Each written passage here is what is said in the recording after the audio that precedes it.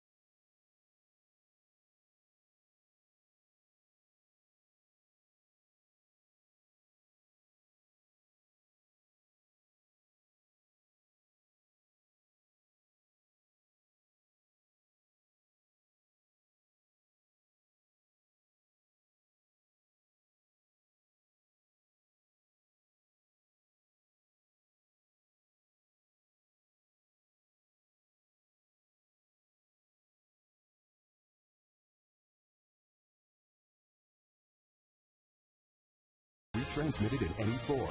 and the accounts and descriptions of this game may not be disseminated without the express written consent of the Cincinnati Reds. Our telecast tonight on Fox Sports Ohio, presented in beautiful high-definition television courtesy of H.H. Gregg. Take a look at that shot.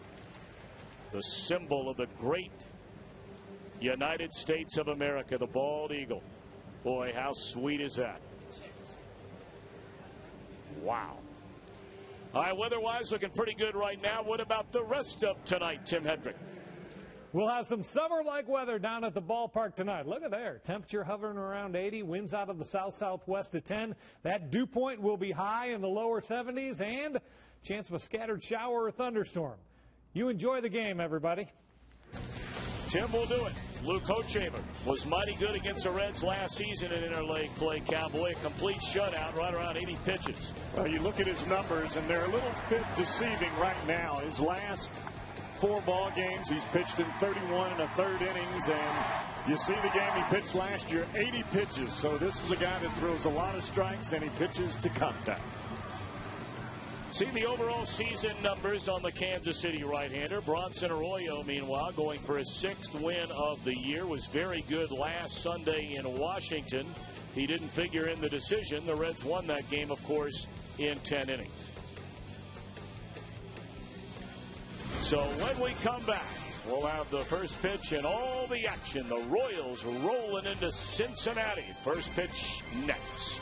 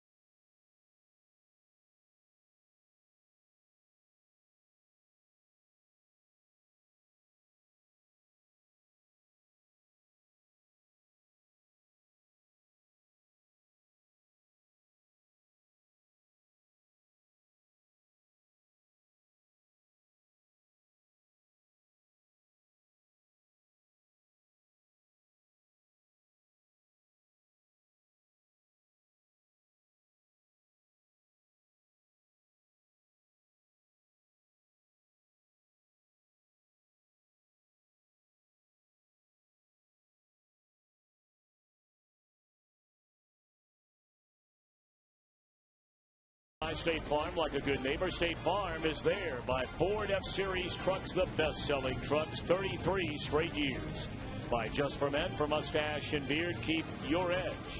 And by Skyline Chili, you know it's Skyline time when you get that craving for a Skyline 3-way or cheese conies. Welcome back along the banks of the mighty Ohio. Crowd rolling into Great American Ballpark. Big fireworks show after the game tonight. And the Royals in town. Let's take a look at the Remke Big starting lineup. Scott Pasetnik leads off in left field. Jason Kendall behind the plate. David DeJesus is in center field. Billy Butler, the cleanup hitter at first. Former Red Jose Guillen in right. Alberto Callaspo is at third. Unieski Betancourt, the shortstop. Chris Getz at second. And Hochevar is on the mound. And starting it for the Reds, right-hander Bronson Arroyo. Well, we talked about deceiving statistics for Hochevar. Same goes for Bronson Arroyo. Couple of starts you take out of his statistic, especially early in the season, and you got a guy that's got an ERA that's almost sub-3 right now. Well, I mentioned Arroyo coming off an outstanding start. His last game in D.C. First pitch breaking ball is in there. Strike one to Pasetnik, and this game underway at Great American Ballpark. Reds beginning play tonight. A game and a half in front in the National League Central Division. The Cardinals, of course, idle yesterday and were swept in a 3-game series Monday, Tuesday, Wednesday nights in Los Angeles. And St. Louis will open a series later tonight in Arizona. Ground ball to Cabrera. He throws out the speedy Pasetnik to begin the first inning. The Reds statistically the second best team defensively in the National League behind the Giants. Their defense brought to you by Ford. Pretty much a regular group these days. Doan, Stubbs, Bruce in the outfield. Roland, Cabrera, Phillips, Votto in the infield. And Corky Miller will catch Bronson Arroyo tonight. That'll bring up Jason Kendall. Of course, the Reds have seen him seemingly forever over the last decade. All his years in Pittsburgh. A short while went to the American League, then came back to Milwaukee in the National League the last couple of years. And there's a roller. Foul. It's amazing to me that he has been around this long and still able to run and make contact the way that he still does. I mean, normally for a guy that has been behind the plate as long as Jason Kendall has, you get to that 8th or 9th year as a catcher and your knees are gone. For this guy, he seems to be a cat with 9 lives. He just keeps on going. He truly is a physical miracle for the position which he plays. And nobody catches more, and that is not an exaggeration. No one has caught more in the last 12 years in Major League Baseball than Jason Kendall. And we're talking about number of games, and we're talking about number of innings. Swing and a miss on the slow Arroyo curveball, and the first 2 retired. You see the breaking ball that strikes out Kendall. Well, it's made because of the pitches inside. Remember the ball that just dribbled foul down the third baseline? That was a pitch that was inside. You get him in early and you strike him out away late. Now David DeJesus 2 for 5 with an RBI single in their win last night in Minnesota. He's hit in 10 consecutive games at a .421 clip. So coming into this series, David DeJesus certainly a player to keep an eye on. Maybe the one guy in this lineup right now that you say we're not going to let him beat us. I just think that judging in this ballpark with a guy that can lift it out, these 3- and 4-hole hitters for this club, no doubt about it. I think Arroyo will be awfully familiar with Jose Guillen, but DeJesus and Butler, be a little change there. 2-0 pitch on the way from Bronson Arroyo. Tried to come in the side gate with a breaking ball and missed wide. 3-0 on DeJesus. First 2 retired here in the Kansas City opening inning. A very warm night tonight. It was extremely hot earlier this afternoon, but then some rain came in, cooled things down a little bit. Still high humidity in the air, but not nearly as unpleasant as it was about 3-4 o'clock this afternoon.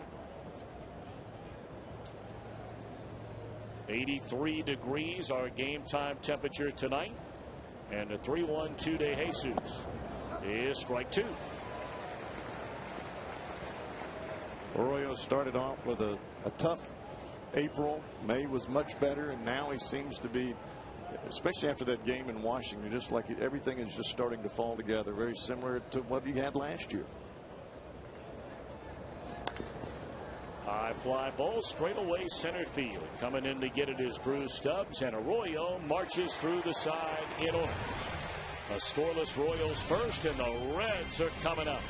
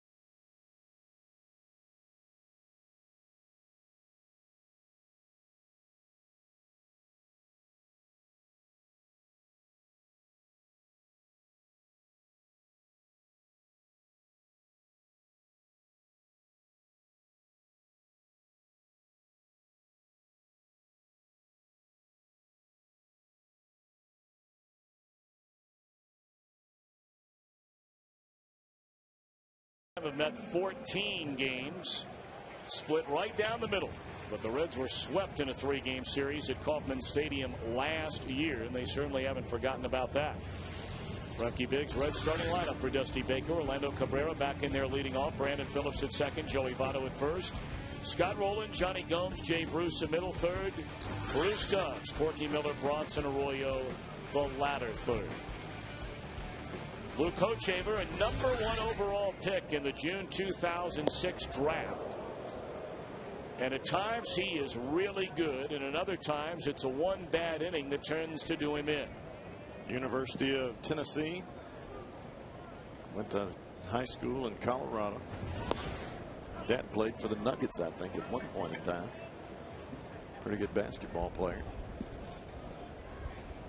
Hochevar last year, 80 pitches against the Reds in a 9-inning complete game win.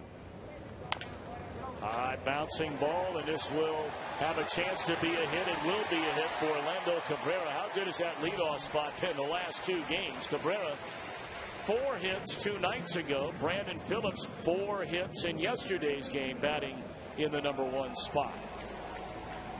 Take a look at Kansas City defensively, presented by Ford. They'll go at Pacific, De Jesus, Guillen, left, center, and right. Callaspo, Betancourt, Getz, the former White Sox farmhand, and Butler along the infield. And Jason Kendall hanging aside. Reds trying to pick up where they left off Cowboy in the 8th inning yesterday when they scored 3 times to come from behind yet again and beat the Giants. This club is hitting with a lot of confidence right now, and that's a good thing for the Reds. And nobody more so than this guy. Brandon Phillips will get credit for a sacrifice as he advances Orlando onto second base. He lays that baby a little bit closer to the third base line. That might be a base hit. I think any time that you can start a ball game and put pressure on the defense, as you see Phillips do here as Cabrera goes down to second base, you've always got a chance for a pitcher to throw a ball down the right field line or just to get things totally out of whack.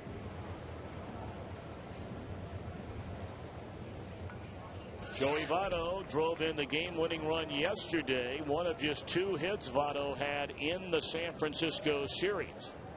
And perhaps that final at bat yesterday will get him on a nice run through the final 6 games of this stand. 3 against the Royals. And then after an off day on Monday, for the 2nd time already this year, the Los Angeles Dodgers come to town starting Tuesday night.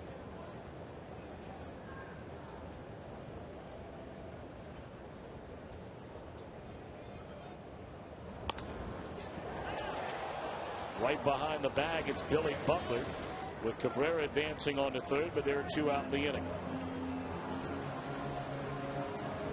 You look at this lineup, Tom, for the Reds, and whether it's been 3, 4, and 5, or 1, 2, and 3, 6, 7, and 8. I mean, even the pitcher, you look at Bronson Arroyo hitting tonight, 4 for 8 with runners in scoring position. This club's done it 1 through 9 when they've had to. The Reds lead the major leagues in overall hitting with runners in scoring position, a .296 team average. With 2 outs, that number is .284, which also leads the major leagues. Last year, the Reds hit .251. Well, I mean, over the last, it's been a long time. The club has just struggled with runners in scoring position. Not this year. And here's their leading run producer so far this season, Scott Rowland. What an unbelievable year he's had. There you see, going back to 1974. Only the '94 club was better in same situations. Of course, they did it the entire year. That was a year here, Tom, where had we finished out the season and not had the thing cut short, we would have had a pretty good club because we played awfully well that year. Ended up making the postseason the following year, but that was the year we really had the team together. And there's a strike. Rowland thought it was low. But you know, Rowland would rather swing the bat. So 3-1, he's going to get a chance to hit.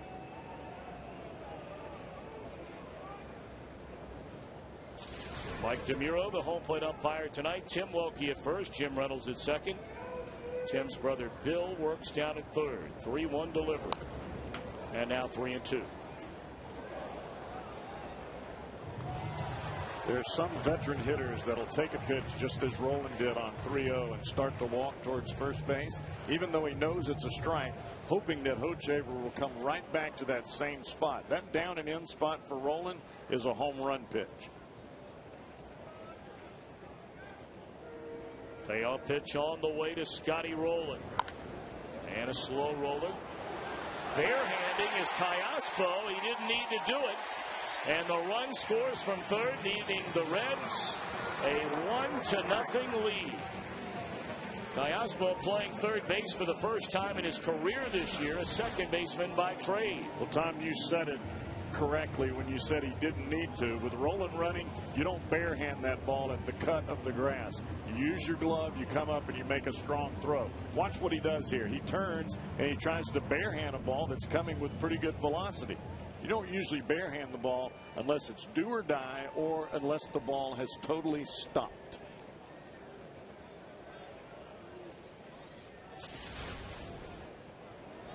It has scored an infield hit and an RBI for Scott Roland. So now Johnny Gomes comes to the plate with the Reds in front 1-0 in the first inning. Gomes has got 10 home runs against the Royals. That's the most he has against any team in his career. How about that? That's smoking. 11 sounds a little 11. nicer. You're right. You're right. No, I mean, it sounds nicer, though. Is it 10? I don't know. I mean, you're dropping some big league I think it's 10. Statistical information. I'm saying, no, 11 would have a nice ring. Oh, yeah. You're right. I didn't catch that. Sorry. Like right now. Rat now, as you like to say, right? You're right. Well, he did have a home run off Hochevar last year. It's the only run the Reds got. Of course, the Reds have almost as many hits tonight as they had in that whole 9-inning game. 1-1 to Johnny Gomes. Check swing and a miss, fooled badly there.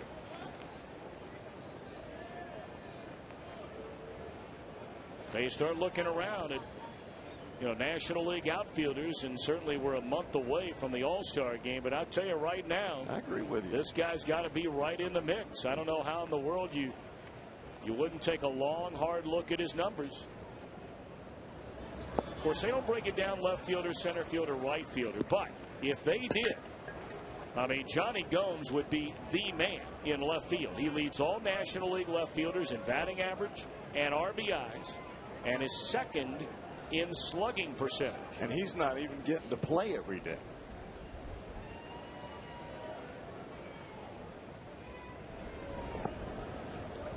Three and two now to Johnny Gomes. And I think you see it by the way teams pitch against him now. There's not guys just coming at him with that high fastball and bouncing that breaking ball up in front of home plate like they used to last year. He's got a lot more patience. He's willing to drive the ball the other way when he has to. You throw him a cookie up there and he's going to send somebody a souvenir in that second deck out there where those Kroger signs are. 3-2 on Johnny Gomes. And he popped it up. Chased a pitch up in the zone. His should in the inning. Gets underneath it, and that is that. But the Reds score a run. A couple of infield hits. And at the end of an inning, lead 1-0.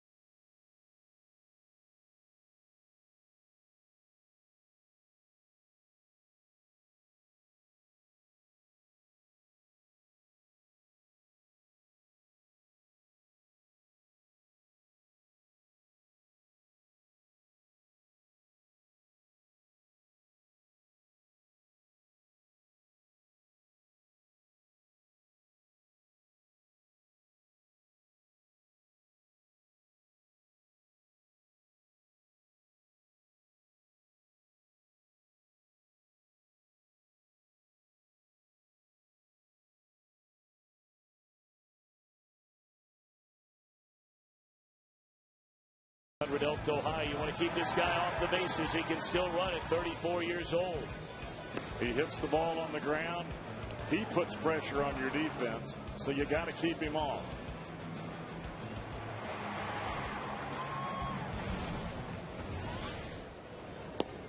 Bronson Arroyo, a 1-2-3 first inning. His team scores a run in the bottom half, so we begin the second 1-0 Reds. Billy Butler having a good year. .323 batter, 5 home runs, 31 batted in. You were talking about Facetnik, Tom. He's second on this club in strikeouts with 41. And for a leadoff guy, that's not a tremendous amount simply because he swings a lot. But if you're going to keep him off, especially with Arroyo, it's either going to be a ground ball in the infield or it's going to be a strikeout.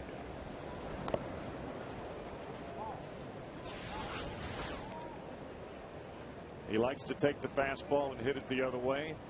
The only way you get him out, you pound him inside, and you saw Arroyo do that earlier on that weak ground ball that he hit to Cabrera.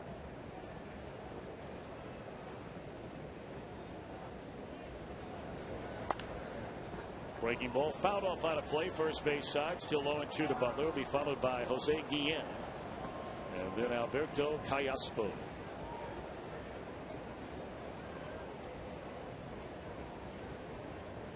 Guillen still hitting, baby. He's been hitting for a long time. When he's healthy and playing regularly, he is still a very dangerous batter at the plate. There's a ground ball to Cabrera, who throws out Butler to start the second inning, and here comes Jose, a one-time Red. Normally he's in the DH spot. Butler, you can see almost the same type of creeping up on the plate to try to drive the ball the other way. Guillen, when he's hitting well, it's in that right center field gap. Very good numbers again for Guillen. The 13 home runs, 40 runs batted in. And this is outside, ball one. Of course, he came over to the Reds in 2002. Was signed as a free agent in August that year. Hit 4 home runs in 31 games and knocked in 16 the next year. Well, you talk about hitting. In the first 91 games as a Red, hit .337 with 23 home runs, 63 runs batted in 91 games. And the Reds traded him to Oakland. The A's trying to pick him up, making a late season pennant run. And that was one of the years, Tom, where he was raising Cain. He just wanted to get some playing time, and he really wasn't getting it until he got to Oakland. Fly ball into shallow center field, and this will fall. That'll be a bloop double for Jose Guillen, and Stubbs trying to stick a fork in that thing. Guillen coming to third, and Stubbs throws him out. Well, Guillen saw the problems Drew was having trying to pick it up in center field. And he gambles going to third, and Drew throws him out. Stubbs dove for the ball because the ball was a bloop, as you called it, Tom. The ball just stopped right behind him. He slipped coming in on the ball. He slipped going back on the ball. But he still had enough presence of mind to make a perfect throw to Roland at third base. If Guillen doesn't stop and take pictures at second, he would have had third easy.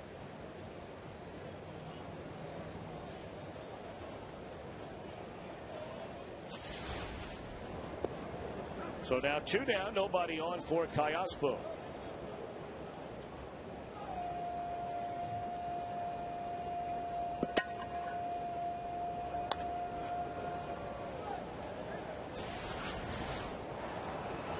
Got the double in his back pocket. He comes to second base. Check him out. He slowed down. You don't slow down, you got it made. Of course, he didn't know that Drew was going to fall down a second time there. Right. I know. But, you look at our base runners, the Reds base runners, and you see just total aggressiveness. I mean, it's almost as though they never slow down. It's an automatic first to third if you get a chance. And then you see opponents as they come out and try to go from first to third, or a triple for Guillen in that circumstance. Almost some hesitance there on the base paths. Of course, we were saying the same thing the other way when the Angels were in here a couple of years ago and watching them run the bases compared to the way the Reds were running the bases in those days. That one fouled off out of play, but now unquestionably, and certainly confidence has a lot to do with it, the Reds' ability to hit more successfully, more frequently so far in this 2010 season, and they have become the aggressor. It's almost as though one or two guys make it from first to third, then everybody wants to make it. So you never stop at second. You just turn it on, and teams just can't get them. That's a fourth outfield assist this year, by the way, for Drew Stubbs. He had 4 of them in a short amount of time last year once he was called up from Louisville. Well, he plays a nice center field. Yes, he does. I mean, everybody's going to miss the ball in the sun from time to time. It happens to everybody. Doesn't matter who you are. Yeah, it does. And as if on cue, Stubbs will come in. An easier play this time, and the inning is over. A hit, nobody left after an inning and a half. 1-0 Cincinnati.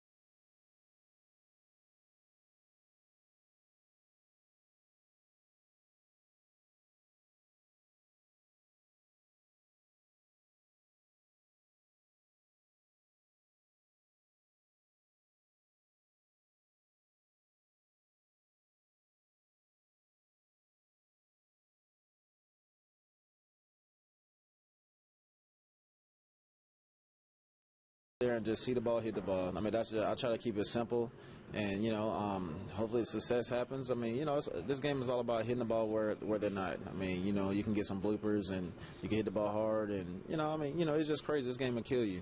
That's how I look at it, and I'm just enjoying the ride, and I'm just glad we're in first place. Our Geico direct quote from Brandon Phillips. His sacrifice in the first inning helped lead to the Reds scoring in that first inning. And you hear Brandon Phillips talk about it, and you almost get the feeling, well, does he take it seriously, or is he just kind of just going through the mud? Yeah, he does take it very seriously. Just because you see him smiling or laughing when he's standing on second, or smiling when he gets picked off, it doesn't mean that he's not upset about it. It's just the way he handles the pressure of the game. Everybody handles it differently.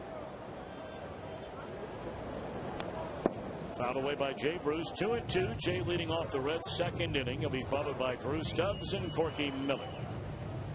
But you don't have 19 doubles and a 13-game hitting streak unless you're getting after it. Better believe that. And a gold glove at second base. Which you would assume he has a real good chance of getting back after winning it in 2008. Did not win it, falling short to Orlando Hudson, then of the Dodgers last year. Hudson, of course, now playing in the American League. That ball drilled in a deep left center field, and it's up against the wall.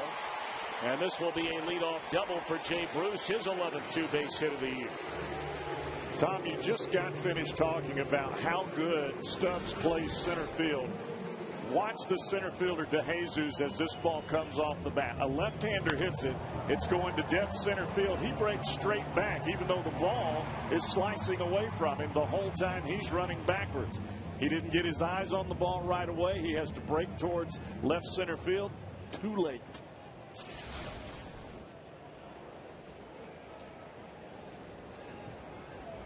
So now Drew Stubbs about it.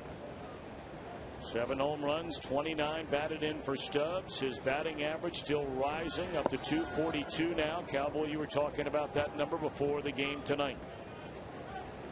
You look back to how bad things were going from an average perspective. I'm not saying anything else. I thought he was doing fine in the leadoff spot, but he's just not your prototypical leadoff hitter because he strikes out more than what normal leadoff hitters do.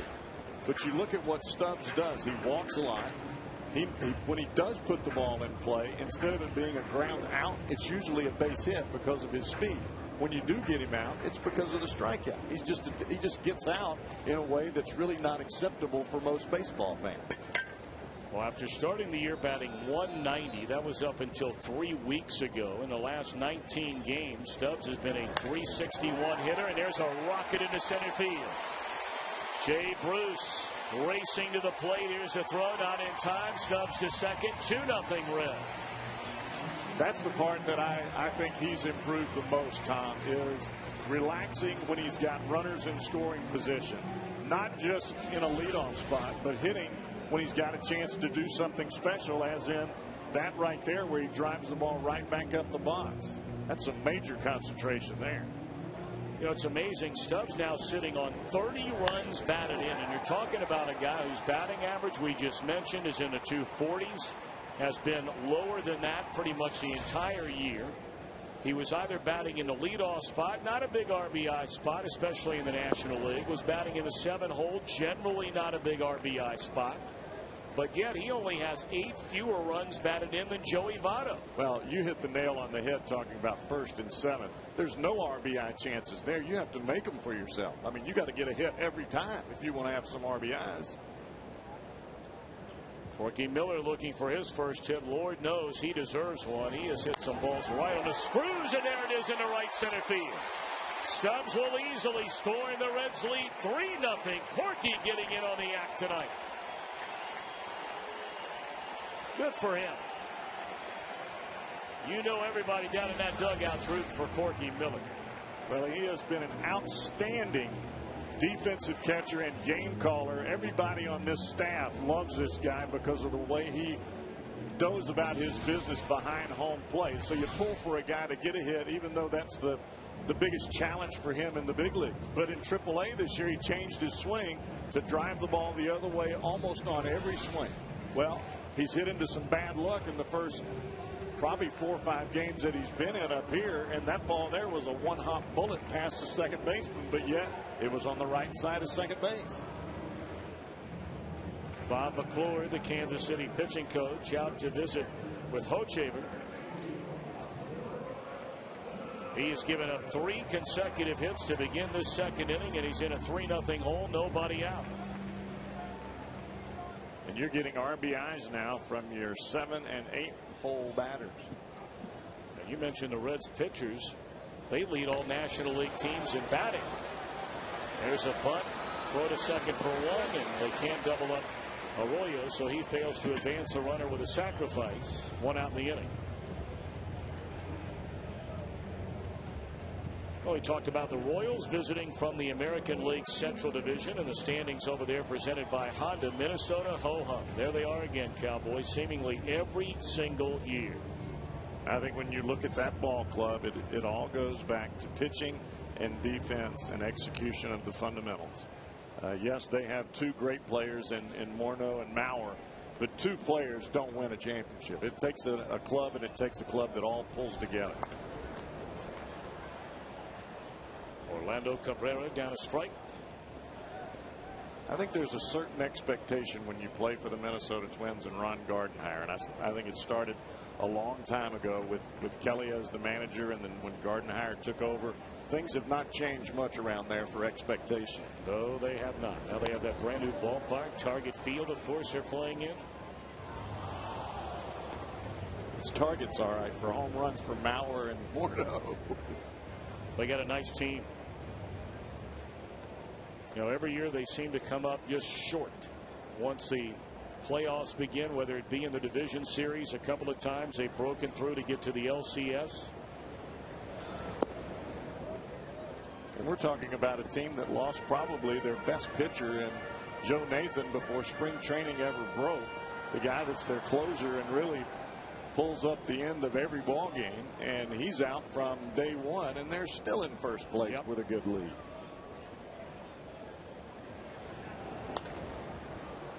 Cabrera pops it up, playable for the second baseman. Gets 2 gone.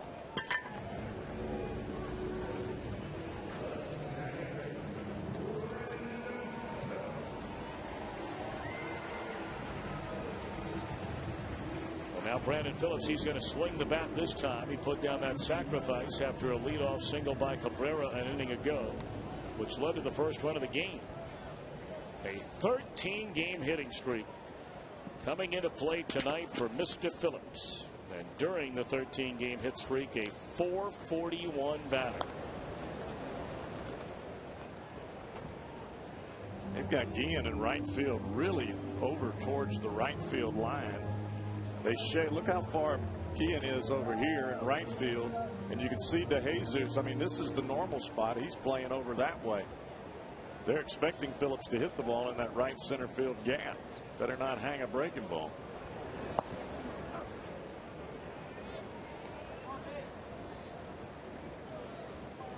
You know, we're talking about Minnesota very quickly. That's a very good interleague series that begins tonight. Minnesota and the Atlanta Braves. Ooh.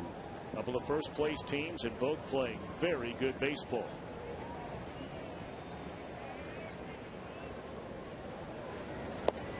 Fastball away, 1-2 to Brandon Phillips. Wonder what the Braves record is since the Reds left there when they won those couple of games. I bet it's on fire. I'll look it up for you here. It's just those kind of games that just get you right out of the doldrums and right into a winning streak. You kind of get those come from behind victories. I think so. You know what they were going into that series? They were 19-20 when that series began. That was a 2-game series, including the game that night. They are 16-6.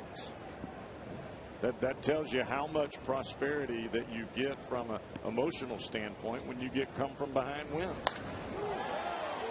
Lined into right, caught by Guillen. Inning over, but the Reds get 2 more and lead 3-0.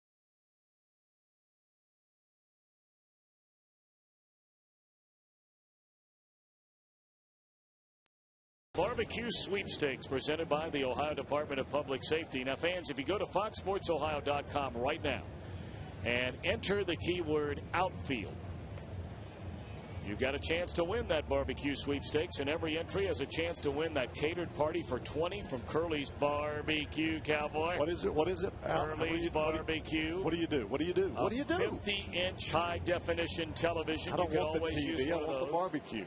How about a $500 gas card? Dude, I'm trying to text it. You're doing something else. FoxSportsOhio.com, keyword outfield. Too late. No, it's not too late. There's somebody else beat me to the punch because you were talking about. I don't think they're going to the first one. I think they're going to randomly pick somebody so you can. Some TV. Because everybody knows that watches Reds baseball how much you like barbecue. Well, if they don't, they do now. Some kind of nice.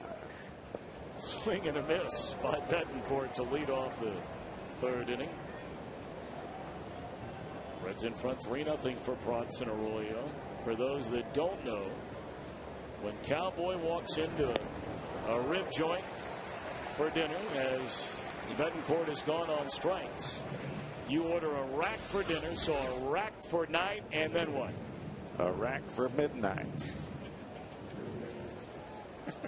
Wonder what Betancourt was thinking about right there. Midnight when he's out of the game. But people ask me all the time, and not to get off the beaten path here, but do you really then eat another rack at midnight before turning in? Oh, yeah. Why would I buy it? You know, it's funny that, and people ask me that about ice cream too, but I like food. I can't help it if I have a good metabolism. Played baseball for 14 years. I deserve to live right. 1-1 to Chris Getz. There's a bouncing ball behind the back. Cabrera will get to it. Fires and just did get the speed he gets. He thought he beat it out. He can motor.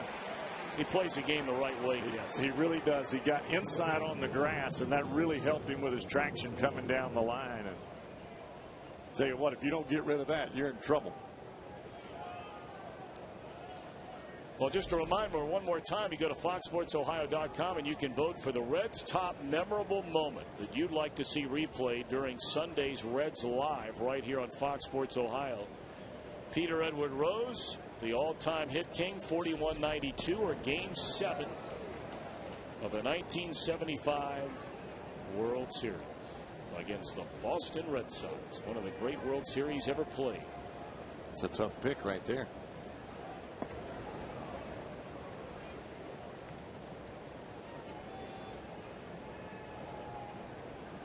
Hochevar with 2 down and nobody on. Looks at a strike. 1-2 the count. Ned Yost made the comment after their game last night. He said, I want my pitchers going in there hacking. He said, I don't want them legging out infield hits and somebody getting hurt. But swing and swing hard. And that's what he did and came up empty. Arroyo has faced the minimum through 3 and leads by 3.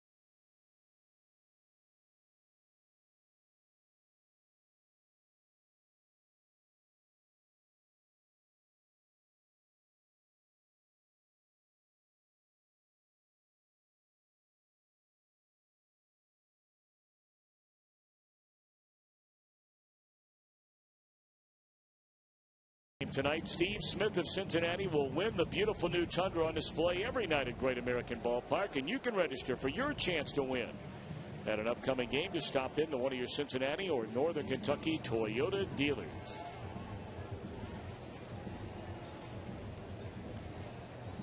Reds come to bat in the third. They scored once in the first inning, twice in the second inning. Joey Votto, Scott Rowland, Johnny Gomes coming up.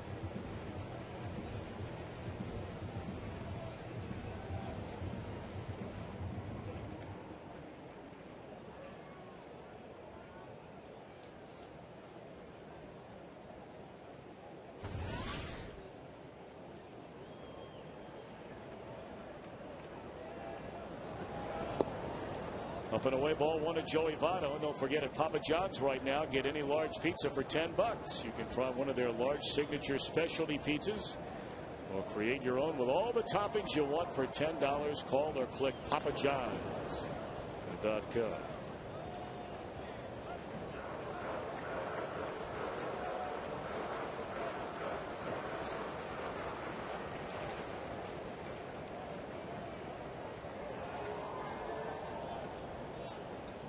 Apparently Joey Votto broke his bat on that check swing right there. You see, second only to Albert Pujols among all National Leaguers in batting average with right-handers on the mound. Well, that Andres Torres is having a nice year. We just saw him for the Giants, guy who has been hanging around for quite a while, waiting for a chance to play regularly and making the most of it for the Giants. Check swing and a miss. Funny swing there by Votto.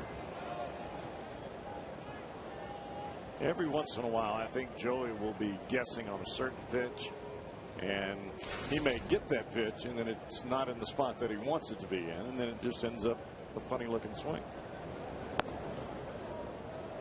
Especially with a guy that has movement, and that last pitch that you saw the funny swing on from Hochevar started in the middle of the zone. You get commitment from Votto, and the ball runs up and away, and then he tries to stop, and it's just too late.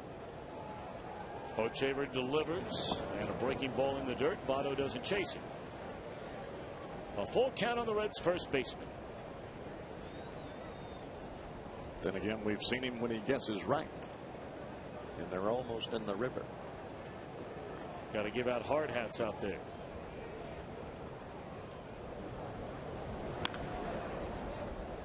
Still 3-2. A night game tomorrow night. Scott Rowland bobblehead night tomorrow night, don't forget. And then on Sunday, a Brandon Phillips wall sticker will be given away to the youngsters. The homestand continues Tuesday, Wednesday nights against the Dodgers, and an afternoon game on Thursday to wrap up a season-long 10-game stand.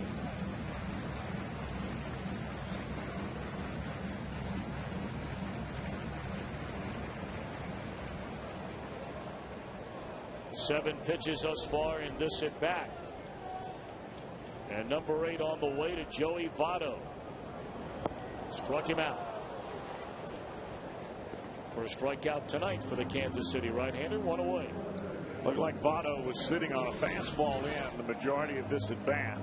He ticked the fastball away. He gets a breaking ball on the last pitch, and even though it was in the heart of the plate, the ball just dipped down just enough where Votto swings over the top of it.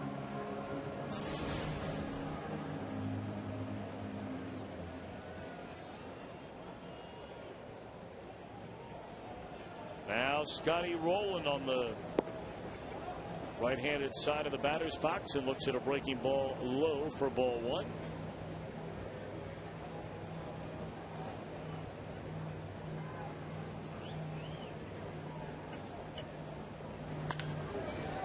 Hard hit ball to the glove side of Callaspo, 2 away.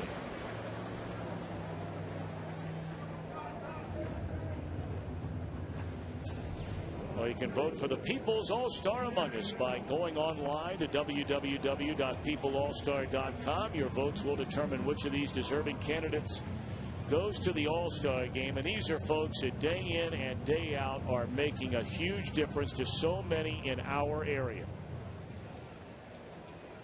I mean, you just can't say enough about what these 3 women are doing, along with hundreds, thousands of others in greater Cincinnati and all over Reds country.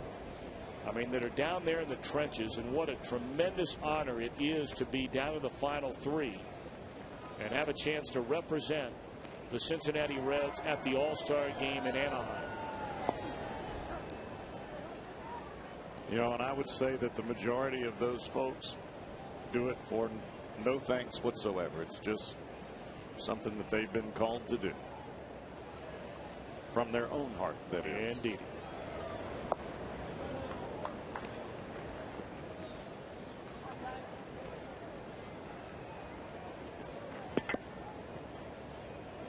Two and one on Johnny Gomes. He popped up to second, ending the first inning. Good breaking ball there. He looks like he's starting to find that pitch. Well, the breaking ball early for him was really biting off the plate down and away. Now he's got it where it's a short breaking ball. It's right around 87, 88 miles an hour, and it's going down. Came back with a fastball at 95 miles per hour.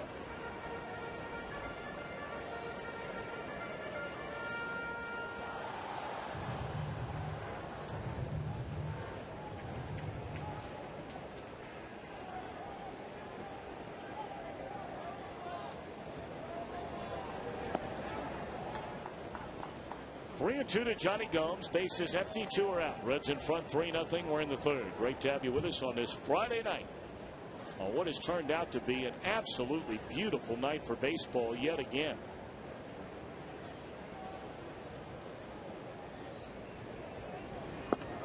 Check swing and a miss, and that is that.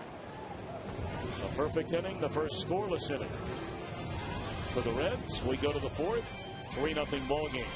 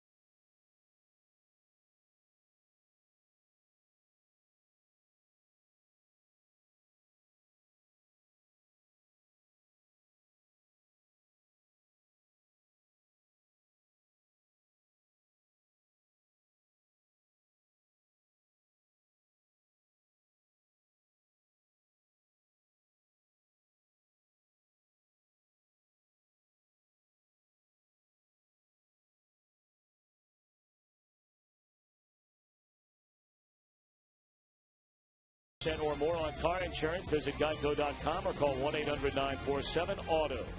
And by GMC, we are professional grade. 3 runs, 5 hits for the Reds. No runs, 1 hit for the Royals. Opening game of this 3-game weekend interleague series. Top of the order, Scott Pasetnik.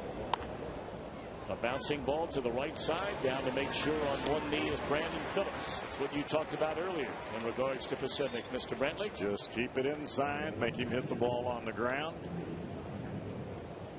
Or you punch him out, one or the other. But don't let the ball stay out over the plate. That's the ball that he'll shoot into left field.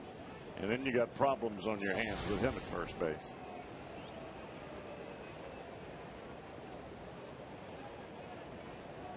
Jason Kendall struck out swinging his first time up on a pitch much like that one right there.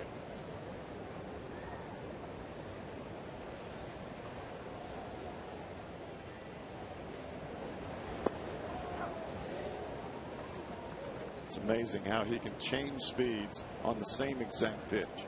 179, 172, 163. How do you know what's coming? Comes back with a fastball. Or maybe took a little off a fastball. And that's the thing about Arroyo is you're never going to see the same pitch in the same location back to back, especially when he's on and he's got good control, which seems to be what he has tonight. Look out.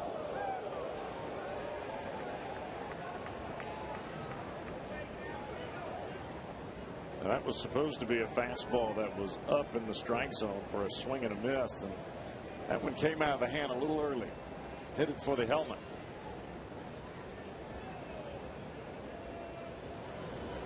They're doubling up inside. It's fouled away.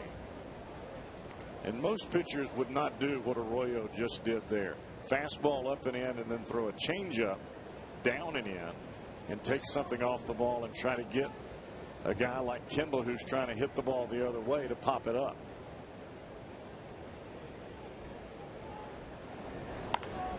Slow breaking ball again, and slowly hit to Cabrera. 2 up, 2 down for Arroyo. Time now for our AT&T trivia question for tonight.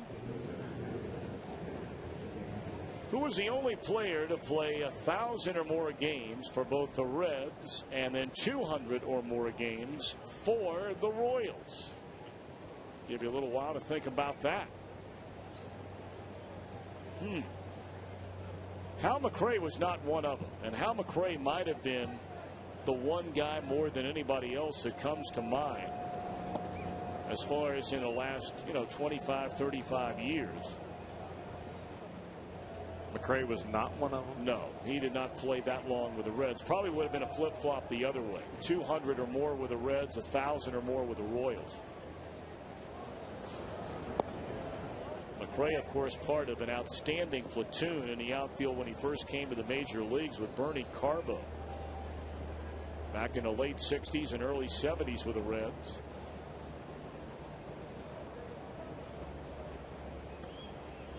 Two 2-0 to David DeJesus. 3-0. He started DeJesus 3-0 the last time. Got it to 3-2 before he flied out to center field.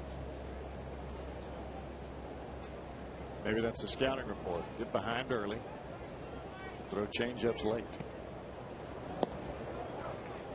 By the way, the answer to our trivia question for some Reds fans a little bit older, just before Hal McRae, a number of years before Hal McRae. But for a lot of people, they'll tell you he was the most exciting Reds player they ever saw. There's ball 4, and that's the first walk of the night for Bronson Arroyo.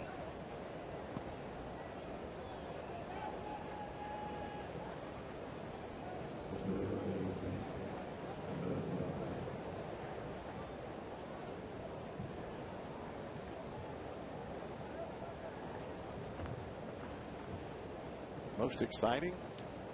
This was a guy that, the more and more the time goes by, and as a younger man, well after his time in the major leagues as a great star, it's a guy that I always wished I'd have had a chance to see play regularly. The answer to our trivia question tonight, and there are a lot of Reds fans out there watching right now that did watch him play regularly.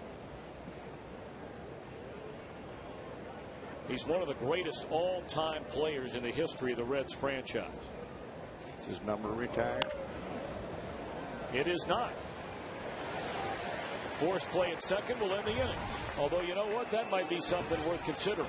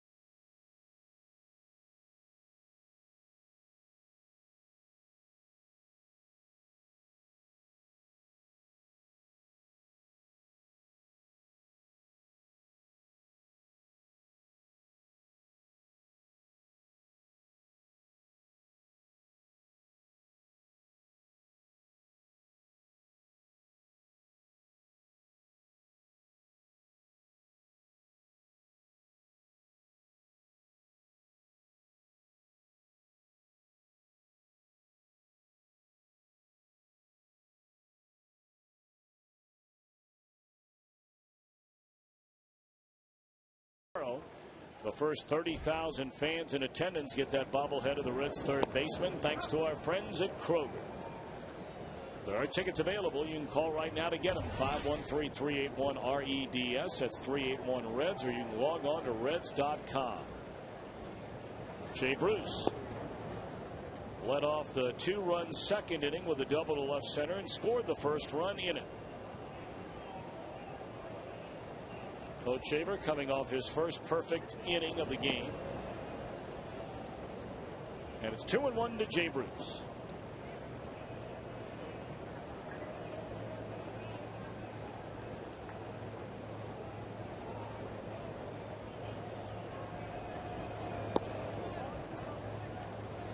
For a guy that's got a 95-mile-an-hour fastball, he doesn't use it a whole lot, does he? No. I mean, he just kind of nitpicks out there.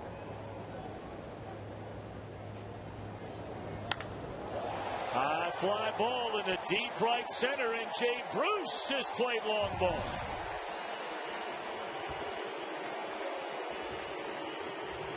A hanging breaking ball, middle away. That's why you pull a pitch that's on the outside part of the plate into the moon deck. They call that a cement mixer where I live at.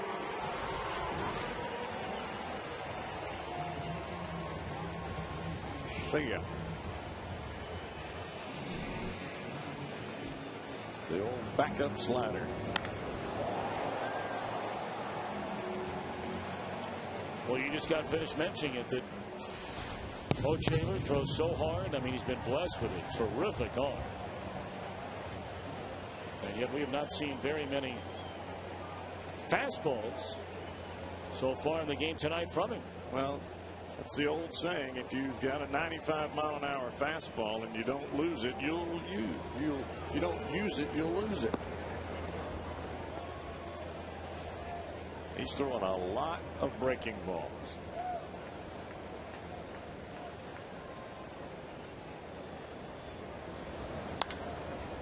Stubbs off the end of the bat, lifts a pop up into short center field. That's where David DeJesus plays. One away. All right, time to answer our AT&T trivia question tonight. The only player to play 1,000 or more games for the Reds, 200 or more for the Royals. The late, great Vada Pinson. One of Cincinnati's most consistent players of all time. Back when 20 home runs a year meant something, he came up with the Reds in 1958. He averaged for 10 years 20 or more home runs, 84 or more RBIs, and batted over 300. You look at his career statistics when all was said and done, and he moved on after leaving Cincinnati, St. Louis, Cleveland, California, Kansas City at the end. 2,757 career hits. He had 256 home runs with over nearly 500 doubles. He knocked in almost 1,200 runs and stole over 300 bases. I mean, that is a great career. Hall of Fame numbers. They are Hall of Fame numbers. He's in the Reds Hall of Fame. With no Hall of Fame votes. Not yet, anyway. When I was 10 and 11 years old, Tom, I used to throw the ball against the house and make up this little sheet of paper with a lineup on it. Vada Pinson hit fourth on that lineup. Really? I struck him out every day.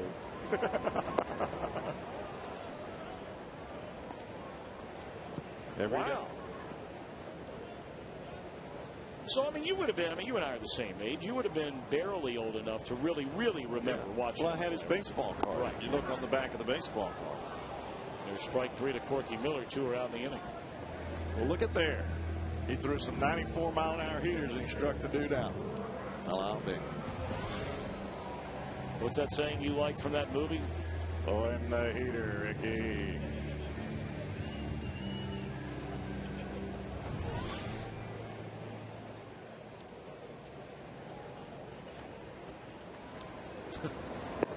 Here's Bronson Arroyo.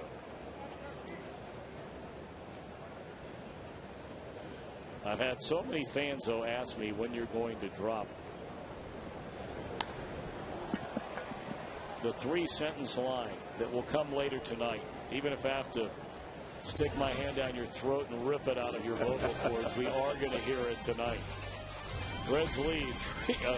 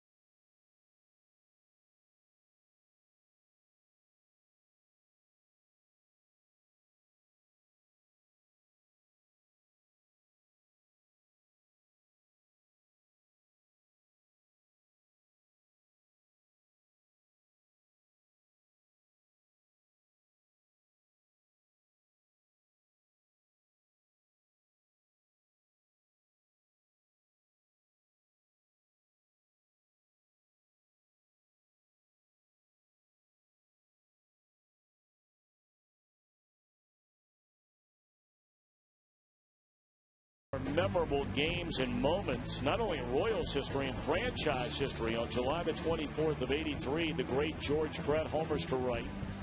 Tim McClellan, the umpire, deems too much pine tar on the bat. Look out! And major league meltdown by George Brett, sprinting out of the third base side dugout at Yankee Stadium.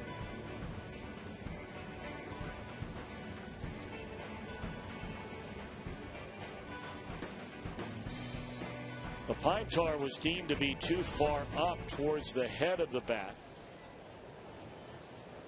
Saw Tim McClellan lay the bat down on home plate, and looked how far up it went on the bat. And boy, I don't think anybody who was old enough to recall that happening, and back in those days you didn't have 24-hour sports television on cable to watch all the highlights and so forth. I mean, that was something that was played the entire summer.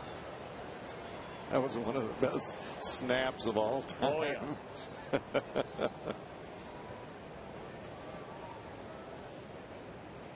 Well, speaking of that, the Radio Shack's What Do You Know?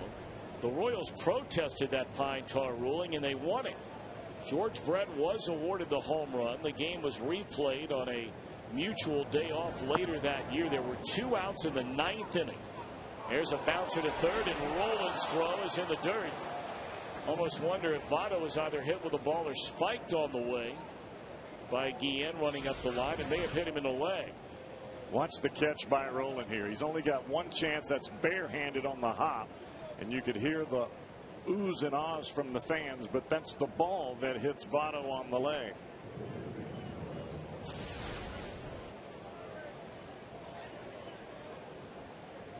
But to finish that story, the Royals had to travel on an off day all the way to New York to finish that game in the 9th inning. The Royals won that game 5-4. So the Royals made the final out in the top of the 9th. Yankees retired in the bottom of the 9th. Royals won it 5-4. Get on a plane, hit the road. It's amazing. Yep. Guys, we're going to fly into Kansas City for 4 hours. What? Of course, back in those days, seemingly the Royals and the Yankees every year were playing one another in the playoffs. That was during many years in the American League Championship Series. George Brett is now the vice president of baseball operations for the Royals. His 17th year doing that after playing 21 seasons in Kansas City. A baseball Hall of Famer. The Reds lead here 4-0. A leadoff infield hit by Guillen, and now a check swing foul ball from Callaspo.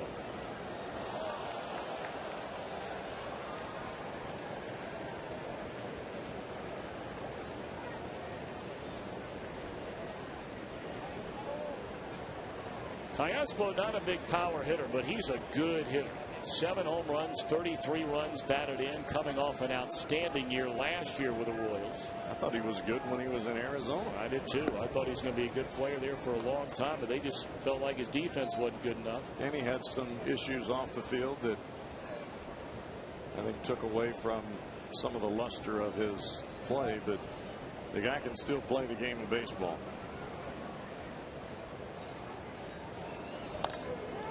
Swapped into left field, a base hit.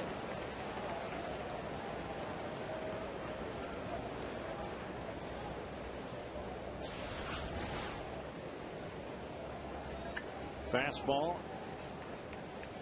Much easier to slap the other way when it's up in the strike zone as that one was than if the ball was down and you hit on the top of the ball and you end up getting a little more of it. Goes to the shortstop instead of in between the hole.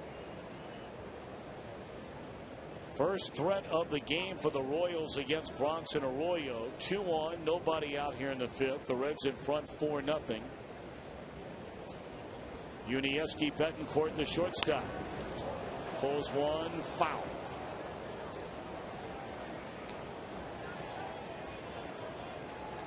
Well, this is where Arroyo has got to buckle his belt a little bit tighter and start getting that ball down in the strike zone. The last few batters, the ball has been up.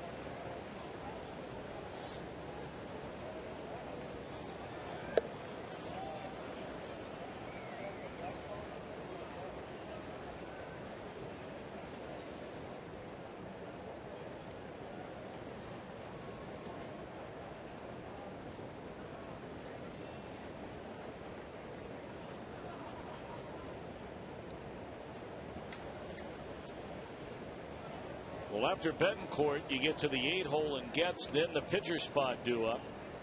And with that in mind, Ned Yost has his bullpen active for the first time.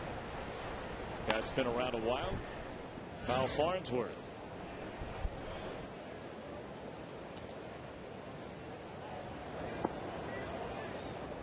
And I guess if you're Ned Yost and you have had relatively no chances at putting any runs on the board up to this point, you may take a flyer if you get to that number 9 spot with a chance to put some runs back on.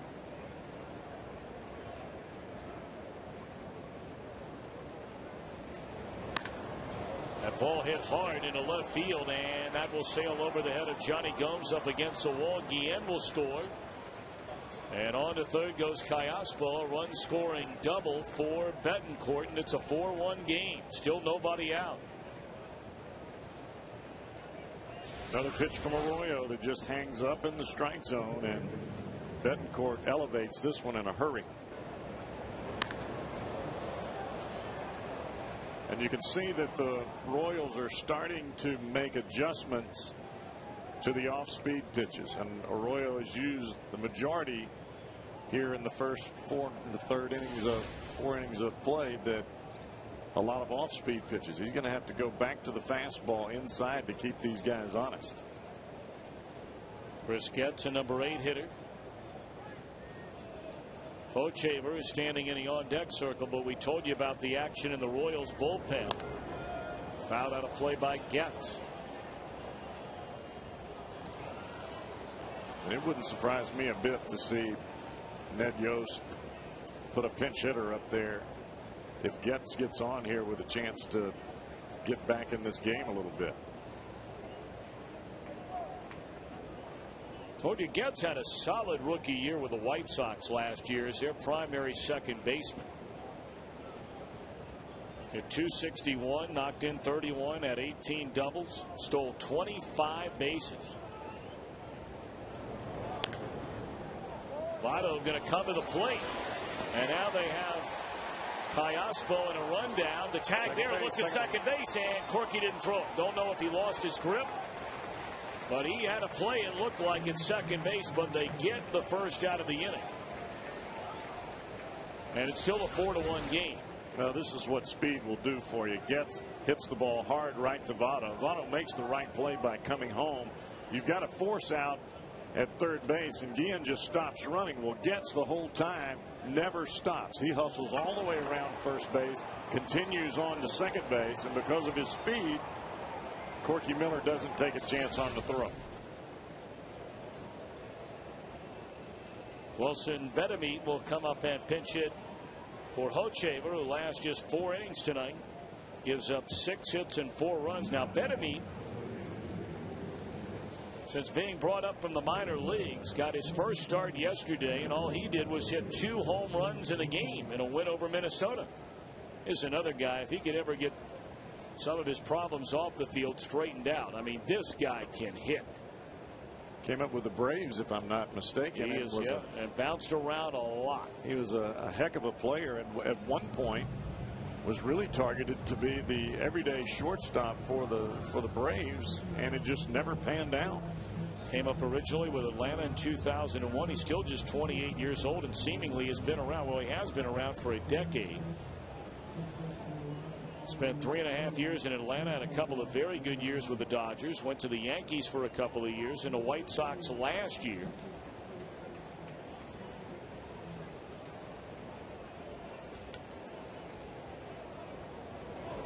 He's had a lot of problems staying healthy.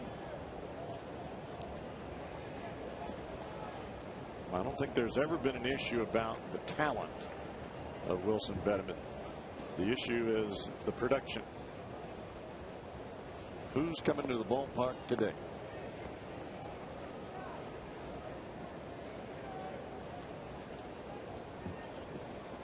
Well, runners at second and third, a 1-0 count on Betemit.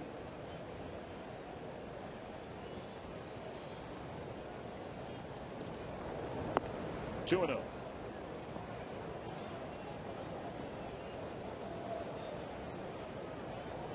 He became a third player in Royals franchise history to homer twice in his first career start with the club. Mark Quinn did it in '99. Calvin Pickering back in 2004. In there a strike.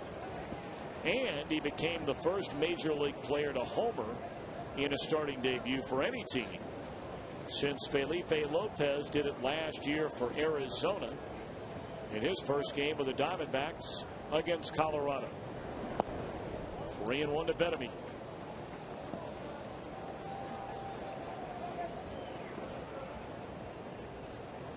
Betemit has hit a home run in 3 career at bats against Bronson Arroyo. And you know Arroyo knows it. We don't forget those long ones. 3-1 breaking ball, and that's a beauty. Arroyo using first base open as a weapon at this point, and you have a chance with first base open to really try to make a perfect pitch there, and he does. It's a breaking ball that gets right on the edge of the plate. Now it's a little more pressure on Betemit to swing the bat. 3-2 the count, and missed way inside to load him up.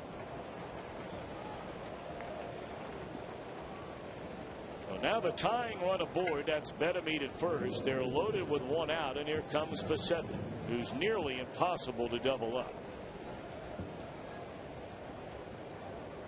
Unless he hits a hard ground ball right at one of your middle infielders, he's virtually a cinch to leg out the relay throw. And for Arroyo, the first 4 innings, his control was perfect. Here in the 5th, a little bit different.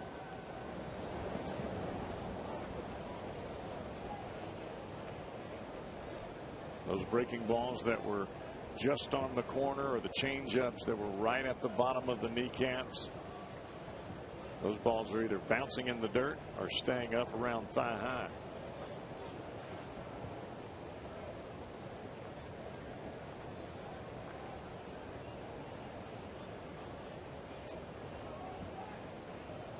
Bases loaded, 1 away. 1-0 the count on Facetnik. They come inside, and he'll drop one into shallow left center field. It'll drive in 1. And they'll hold the runner at third base from scoring a second run on that hit. And now it's a 4-2 game. Still only 1 out in the inning. Well, they've come inside twice today. This ball doesn't get inside. It stays out over the plate. And you see exactly what Facetnik does with it. He just dumps it right over the infielders' heads into center field.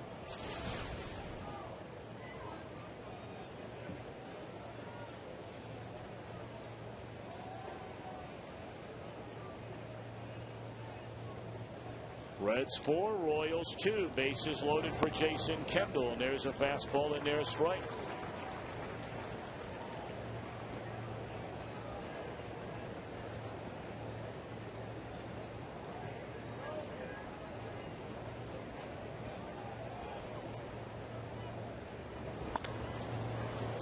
Cabrera, Phillips, and that's all he sent out, and then he changed it to safe. You got to be kidding.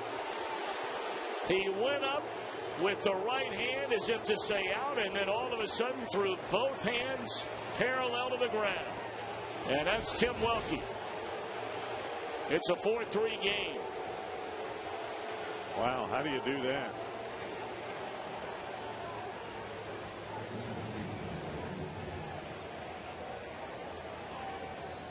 He punched the air with his fist as if to say out, and in the same motion said safe.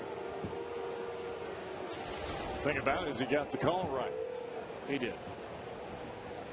That can happen sometimes. Yeah. Guys going to make a call, and I mean, heck, all of us have a vapor lock. You mean to say one thing and something else comes out. But the thing about that on that play, Tom, is Phillips took his time on the turn. He didn't turn and fire the ball to first base. And without a quick turn there, you don't get a speedy runner. I mean, watch Phillips as he takes the ball here. This is a relaxed throw, just like this is on a Sunday afternoon. Well, Kendall can run. I don't care if he's been catching for 14 years or not. Should be in the dugout. And instead, you're facing the number 3 hole hitter, the hottest hitter in their lineup coming into this weekend series, David DeJesus, with runners on the corners, and that's a tying run at third. Strike one.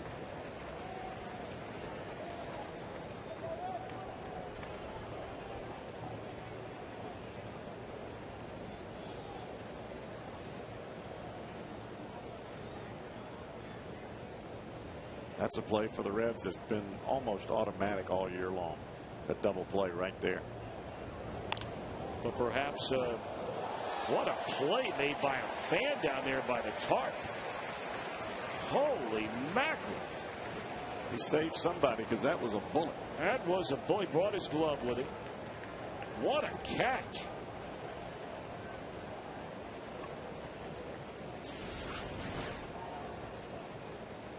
Reaches up, snags it. Here you go, son. Man, very nice. My daddy's good. By the way, to finish the thought, you're right. They've been making that play more times than not, but I guess it always goes to show you just can't take it for granted. Well, the ball was hit very hard. Normally that's a routine double play ball. But what we were talking about earlier in the ball game, Jason Kendall, he can still run. That's why he's hitting number 2 and not number 8. Check swing and a miss. Good and job. The inning is over. 8 men come to the plate. 3 of them score. It's a 1-run Reds lead.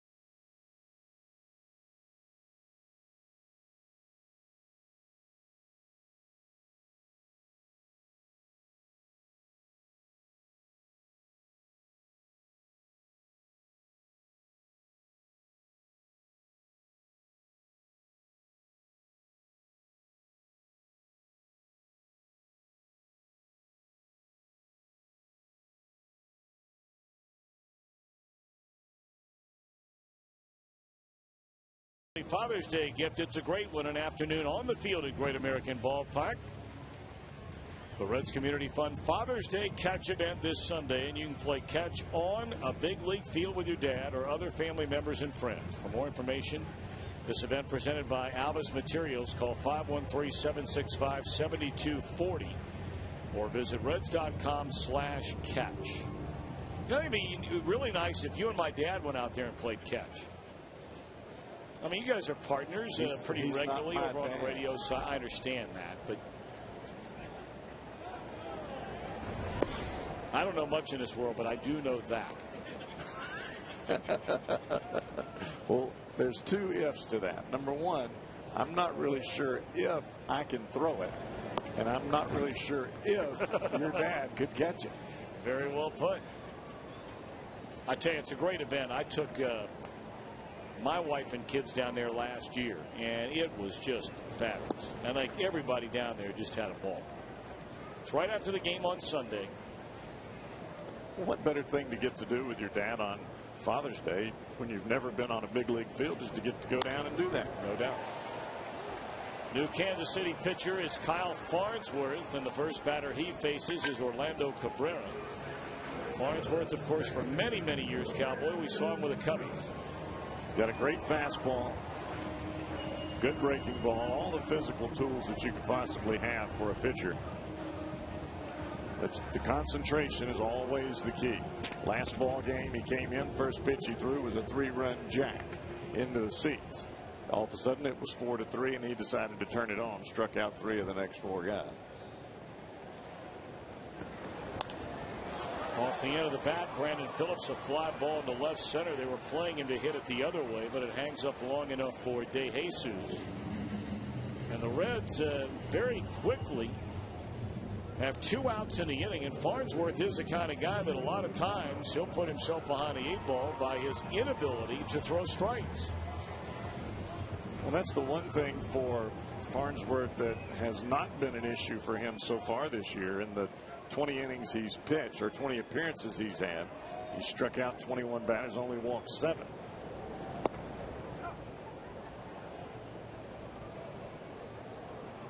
But he still throws his fastball 96 miles an hour. And I don't care on what day it is, that's tough to hit.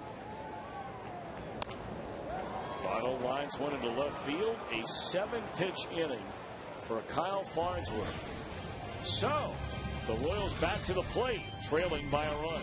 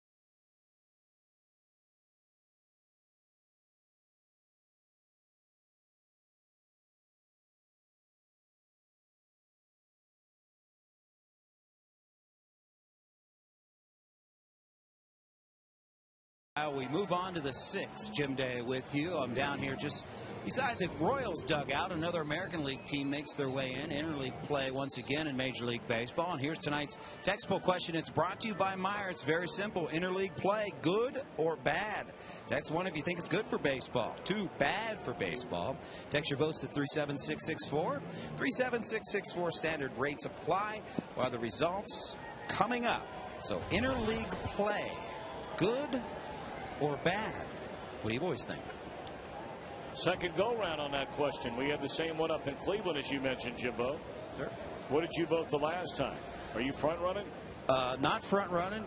And I wish there was a choice 3. Good for baseball, but limit it. I do think that there's too much of it. I don't think we need 2 series with Cleveland. I'd like them to go back to the old way in which we just played the Indians one time, either there or here, and flip-flop it. I think it should be just 1 week or 1 weekend.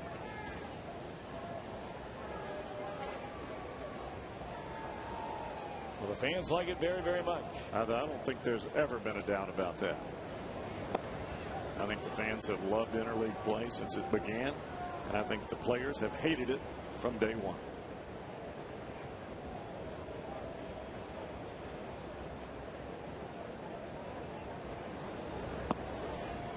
Taken low and in.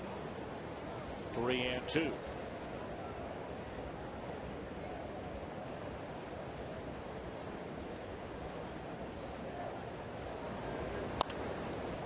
Swinging a foul ball out of play.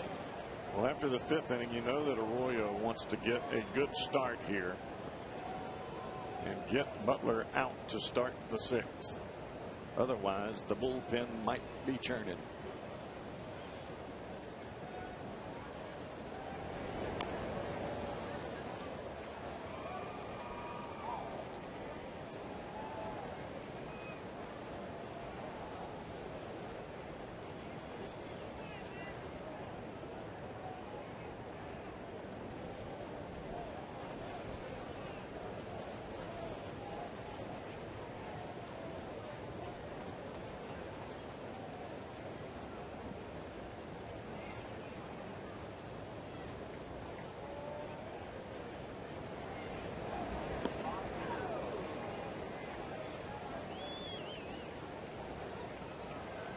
So aboard to begin the inning is Billy Butler, and all of a sudden, Cowboy, you mentioned in the 5th inning, Arroyo went through the front 3, did not walk a batter. Now all of a sudden he's walked 3, 1 in each of the last 3 innings. And I think that if you're Dusty Baker and Brian Price, you would sure like to see Arroyo get things back under control. Arroyo has given a 4-0 lead in this game. Now, granted, it was very early in the game, but a 4-0 lead nonetheless at the end of 4 innings tonight, and all of a sudden it's down to 1. And a tying run aboard to begin this Kansas City 6th.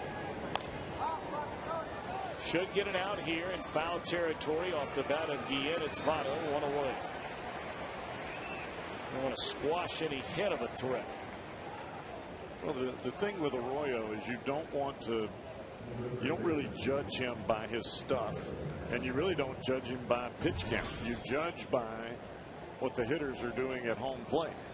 If he's getting them out, you leave him out there. If he's not, especially when you get to this part of the ball game, then you've got to get somebody ready.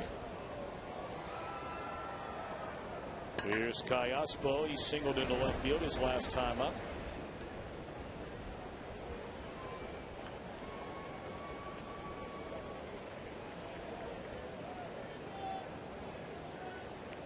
About an hour from now, it'll be the St. Louis Cardinals starting a 3-game non-interleague series in the desert out at Chase Field against the Arizona Diamondbacks. That'll be Jaime Garcia against Rodrigo Lopez, a right-hander for the D-backs. Garcia's got some stuff, doesn't he? Indeed he does. Wow. Left-handed rookie. Rookies everywhere this year. 1-0 pitch to Callaspo, and he wants timeout after an extended wait on Arroyo. I think Arroyo is doing that more to get in the head of Callaspo than he is about holding Butler close at first base. Tapper down to third, rolling to second for 1. Quick throw to first this time, and Callaspo beats it out. 2 away in the inning.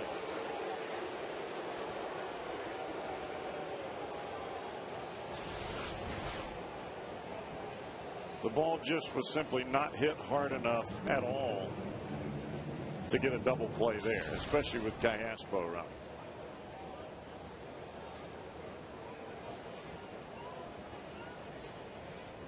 One on, 2 outs. Callaspo 3 for 3 in stolen base attempts on the year. And here's Betancourt, who knocked in a run with a double to left field in the 5th and later scored.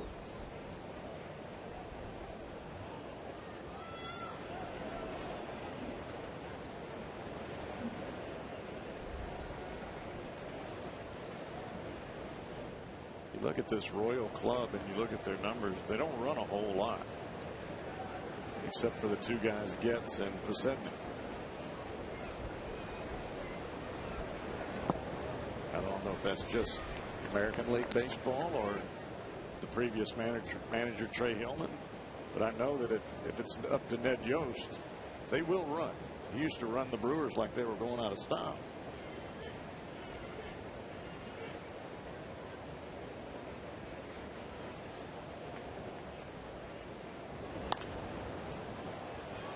Out of play, 1-1. Starting to see a few more fastballs from Arroyo here in this inning. The last pitch was 87, and the pitch that he got Callaspo on was a 89-mile-an-hour fastball that he hit off the end of the bat.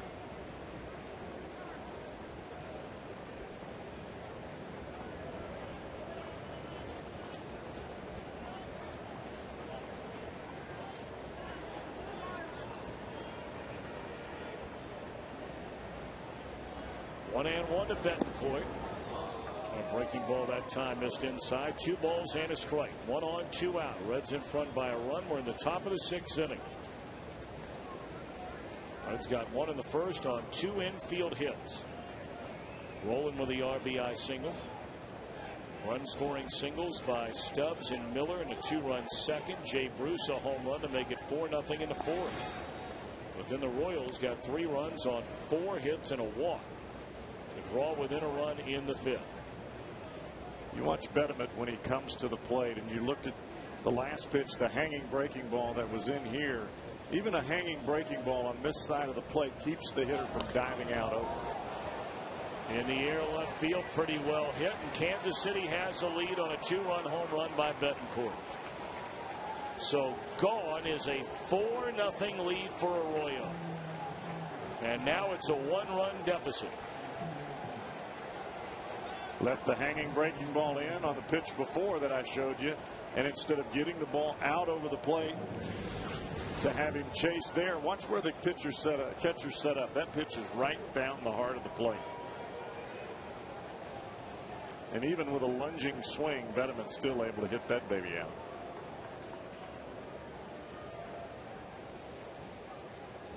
You can see almost as Betancourt makes the contact, he was leaning back towards the third base dugout, but the ball was close enough to him.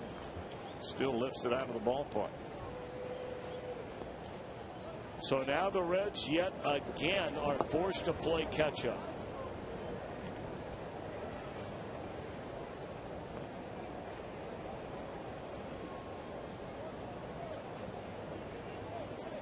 Gets 0 for 2, reached on a fielder's choice and has scored a run and fouls out one out of play.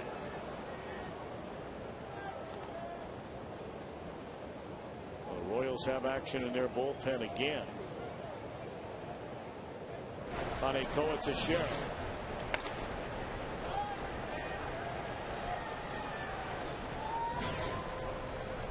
The thing that kills you, Tom, is you get 2 outs and then 1 swing of the bat, you're behind again.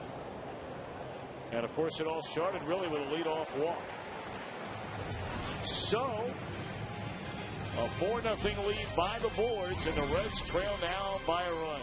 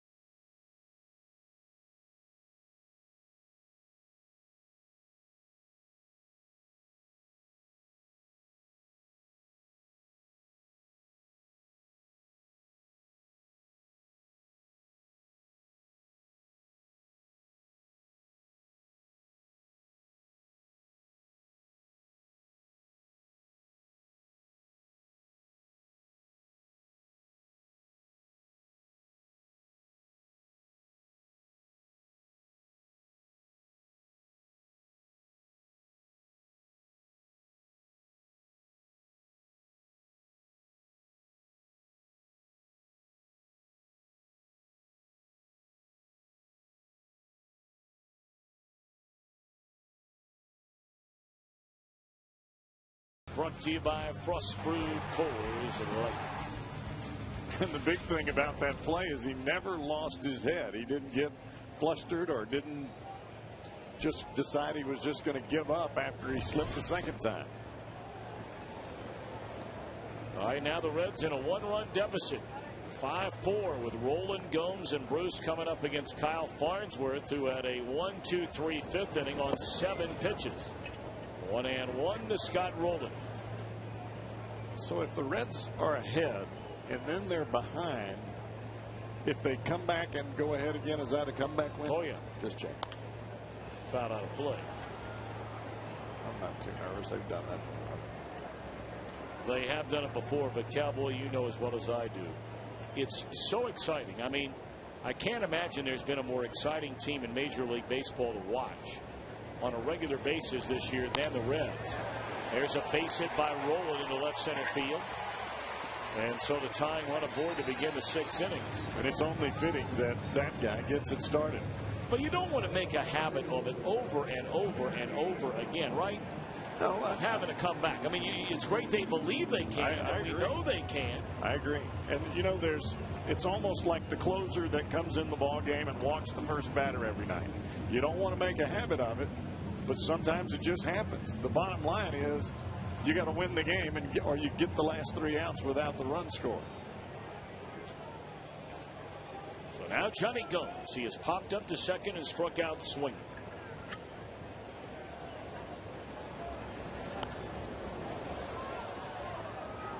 Reds fans, JTM wants to know, how do you 32? Grab a bag of JTM's new 32 count burgers and visit howdoyou32.com for more details. JTM, food, family, and fun. 0-1 to Johnny. Big swing and a miss. Well, I don't know what that was, because his fastball is about 96, 97. That looked like he cut that ball or a slider that was awfully tight. Whew. I'm telling you, Farnsworth has never lacked the physical ability to make you look foolish.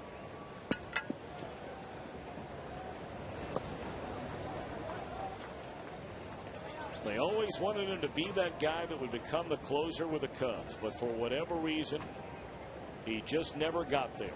It's not ever in the closing spot when you have the physical tools. It's not what's below the neck, it's what's above it. It's just part of it. You can teach them how to hold a slider. You can teach them how to make their mechanics consistent. You can tell them how to pitch, but you can't give them that other stuff. Foul ball.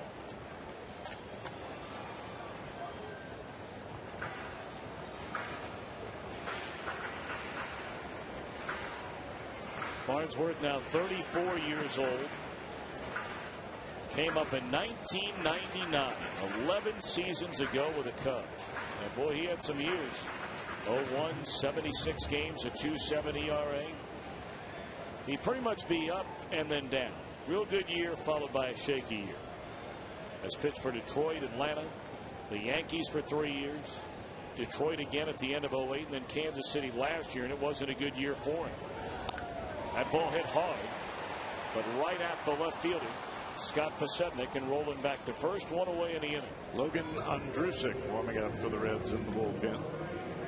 And I think a lot of that up and down with Farnsworth, Tom, he'd go out and put together a phenomenal year, and everybody say, well, he's got it now. He's ready to close. Well, pitching in the 8th is different than pitching in the 9th. I don't care what you say. I've done all that stuff. And then they put him out there in the 9th, and it'd get ugly again. All right, let's put him back in the 8th, and that'd be great. Jay Bruce, a double and a home run, has scored twice and knocked in a run.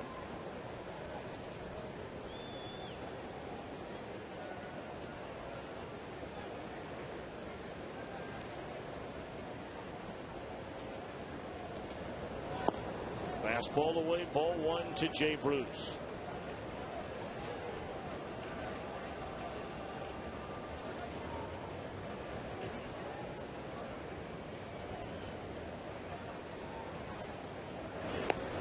Reds batting with 1 on, 1 out here in the bottom of the 6th inning, trailing Kansas City 5-4. And Royals getting 3 in the 5th and 2 more in the 6th. Sorry, John. Farnsworth is not really fooling at the guys right now. I mean, the balls have been hit pretty hard. But the bottom line, as we said earlier, is getting them out.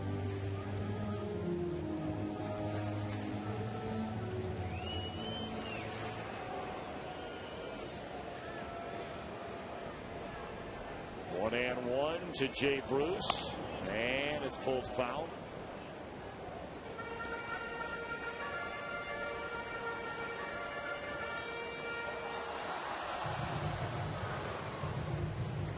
Billy Butler doesn't stray too far from that base over there, does he? No. Most first basemen will really break off the bag as the pitch comes to home plate. He just kind of turns around and faces home plate. Got that line guarded for sure. 1 and 2 now to Bruce. Well, he had a pitch to hit right there. Fastball at 97 and fouled it straight back.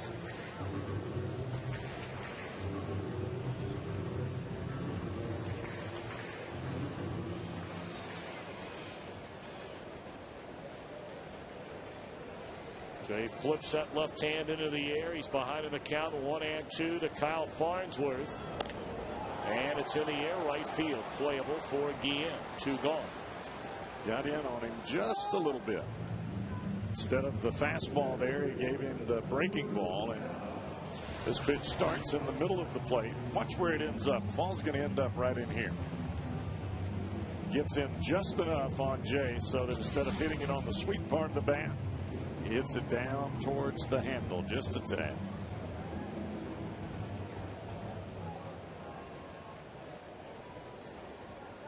The end of the game bullpen is very much a strength for this Royals team. I mean, you start flirting around behind of this team going into the 8th inning, and they are very, very hard to beat. I think that's one of the reasons that Ned Yost went to the bullpen early. He's been in this ballpark. He knows that this ballpark can give up runs in a hurry. And with his club being able to hit the ball out of the ballpark with up and down the lineup, why not take a chance when you can score some runs? He had a big inning there in the 5th. Put some runs on the board, and then he gets the 2-run home run there in the 6th.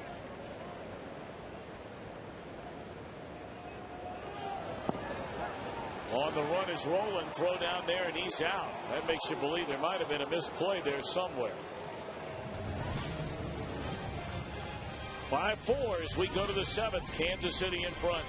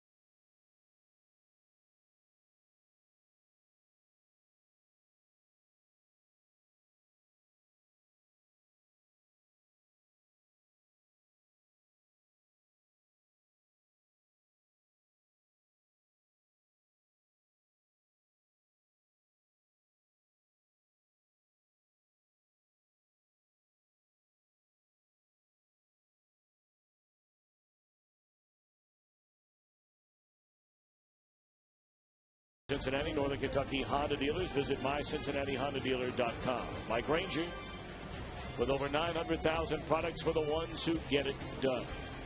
And by Wendy's, You know when it's real. A look down the mighty Ohio. That's a good-looking shot right That there. really is. Bronson Arroyo still on the mound. The night is over for Kyle Farnsworth. He goes 2 innings of 1-hit shutout baseball. And Willie Bloomquist will come on to bat for Farnsworth here in the 7th inning.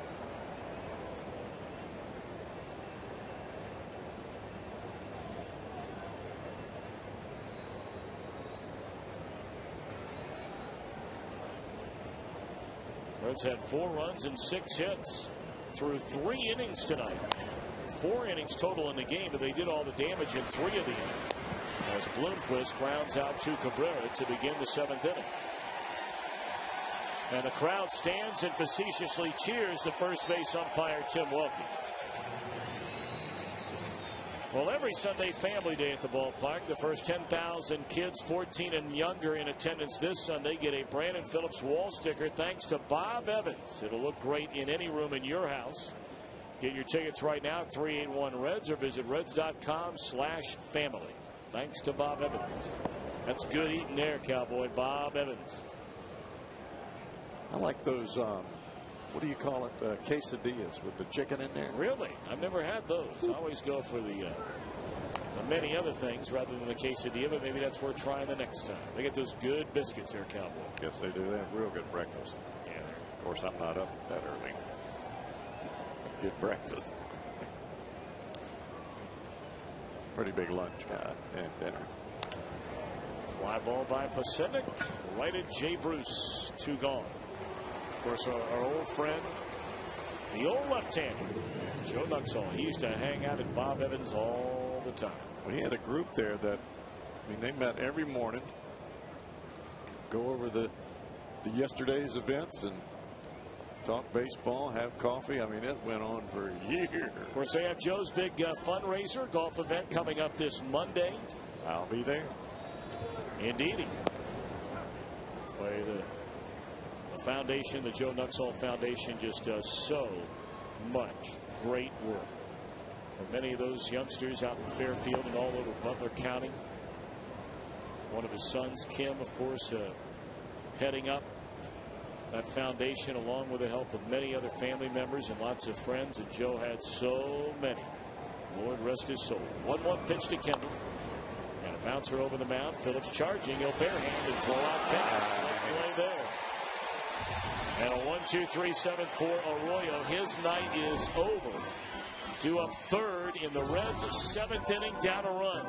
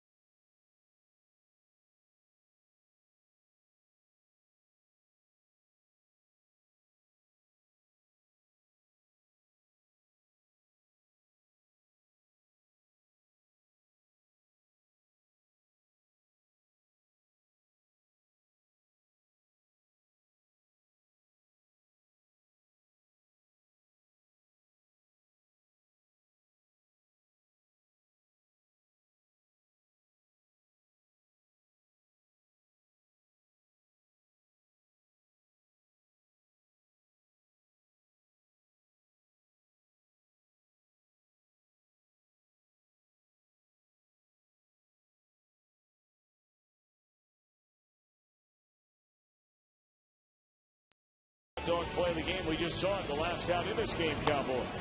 Well, did you talk about gold glove? How about gold hand right there? Phillips picks that baby up. Now, that's a do-or-die situation. You have to go with the bare hand there, or you're not going to make the play. You pick that up with the glove with Kendall running. But Phillips knew that after he beat out the double play earlier. Robinson Tejeda's on the mound. Don't let the numbers lie when you see them. In May, 15 2/3 inning with a .57 earned run average. Opponents just hitting 173 against him over his last 22 innings, so he's been getting it done. Bruce Stubbs to lead it off. First pitch swinging. And pops it foul and out of play. A couple members of our crew regularly night in and night out like to send out happy anniversary greetings. Brian and Paula Hunterman. Brian has been with us each and every day, has a night off tonight. Celebrating their 33rd wedding anniversary.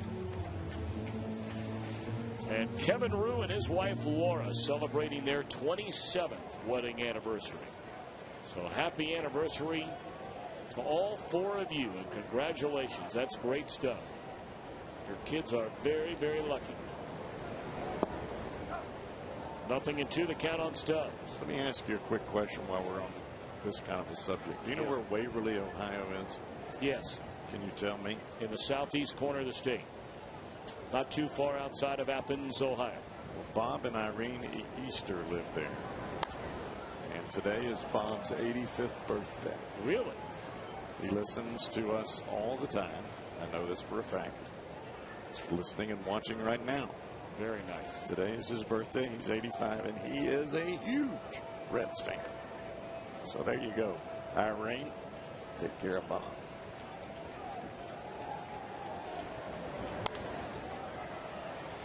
Tardy on a fastball, but dropped out of play again by Drew Stubbs.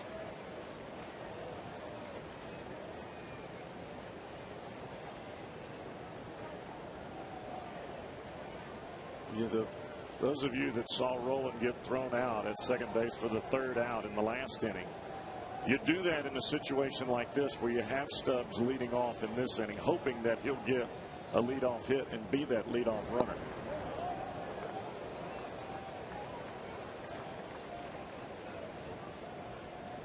Take a chance with Roland to run at second base. If he's safe, then you have Stubbs hitting with a runner in scoring position. If not, then you have Stubbs leading off the next inning with some speed.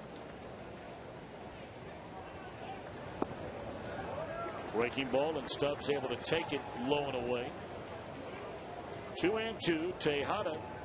Tejeda came up originally with Philadelphia in 2005. Spent 3 years with Texas, and now for the last year and a half with the Royals.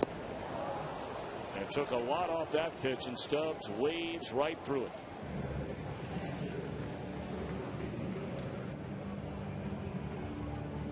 Well, you can click on to FoxSportsOhio.com and get the latest on the newest head coach with the Columbus Blue Jackets and get a preview of the upcoming NFL draft from Eric Smith. Log on to FoxSportsOhio.com, presented by 1-800-SAFE Auto. When Tejeda came up with the Phillies, he was a starting pitcher. He was one of their top prospects early in his career. But he is now back in a bullpen and seems to be throwing a lot more strikes out of the bullpen than he did out of the starting rotation.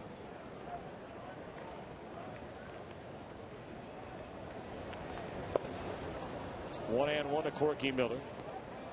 Well, that is a smooth 94 right there. Not a whole lot of physical exertion by Tejeda, whatever. I can't get my words out there, partner.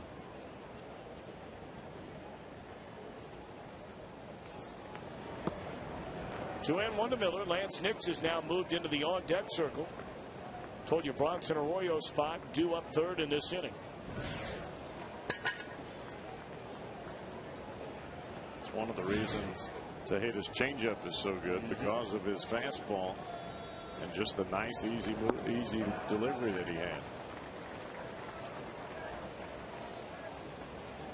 Now, obviously, Cowboy, walks have been an enormous problem for this young man in his career. That was his issue out of the starting rotation when he came up with Philly. That's what I was talking about earlier. He could not throw strikes, but he's done better out of the bullpen than he did in the rotation. 3-1 to Corky Miller. Ground ball to the right side. 2 are out in the inning.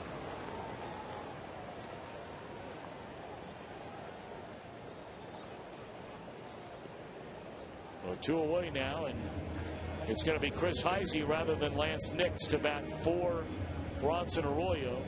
Arroyo finished off the night with a perfect 7th, but he was given a 4-0 lead in this game tonight and could not hold it. 7 innings, 6 hits, 3 walks, 4 strikeouts, 5 runs all earned. And the walks were the issue, Tom. They got the best of him in the 4th, 5th, and 6th inning. Just seemed to lose a bit of control there over those 3 innings, and it cost him 5 runs, especially in the 5th.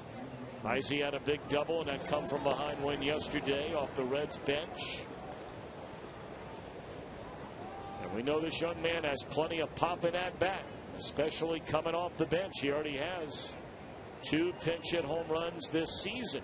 And they weren't off chumps either. No. One of them was off of Billy Wagner in Atlanta. That would be a big old yes here.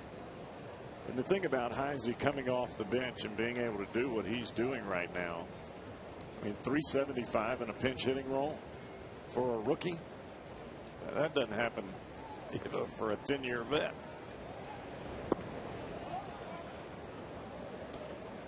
Two and 1 to Heisey. I have a feeling that sooner than later, Heisey is going to get an opportunity to play a little bit more regular time. And it's not because it'll be given to him. He'll earn it. Minor League Player of the Year last year for the Reds organization. He can get it done.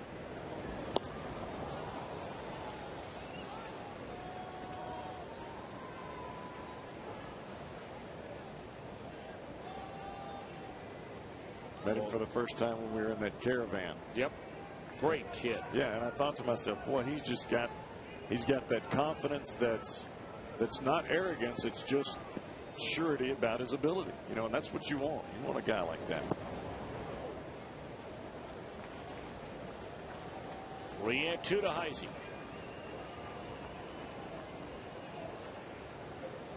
Is he throwing the heater here? I think he's coming with a changeup. Okay. That's just what I think. Okay. It's probably going to be a ball. Probably. Maybe. I think it was changeup. That was an off-speed pitch. Changeup. And it's ball 4. So the tying run is aboard. And here comes Orlando Cabrera. And I think with any pitcher that comes out of the bullpen, if they've got a specialty pitch and you get down to crunch time, you're probably going to see that specialty pitch. And for a guy like Tejeda, excuse me, keep messing his name up. Me too. He's going to use that specialty pitch. And in that 3-2 situation, that's why he went with the changeup instead of the fastball. All right, here's Orlando. 1 for 3 and an infield hit scored in the first inning. Has since popped to second and fly to center field. And it's a strike at the knee. It's a first walk issued by Kansas City pitching in the game tonight. That's the one thing their new manager, Ned Yost, being a former catcher, he does not like the free pass.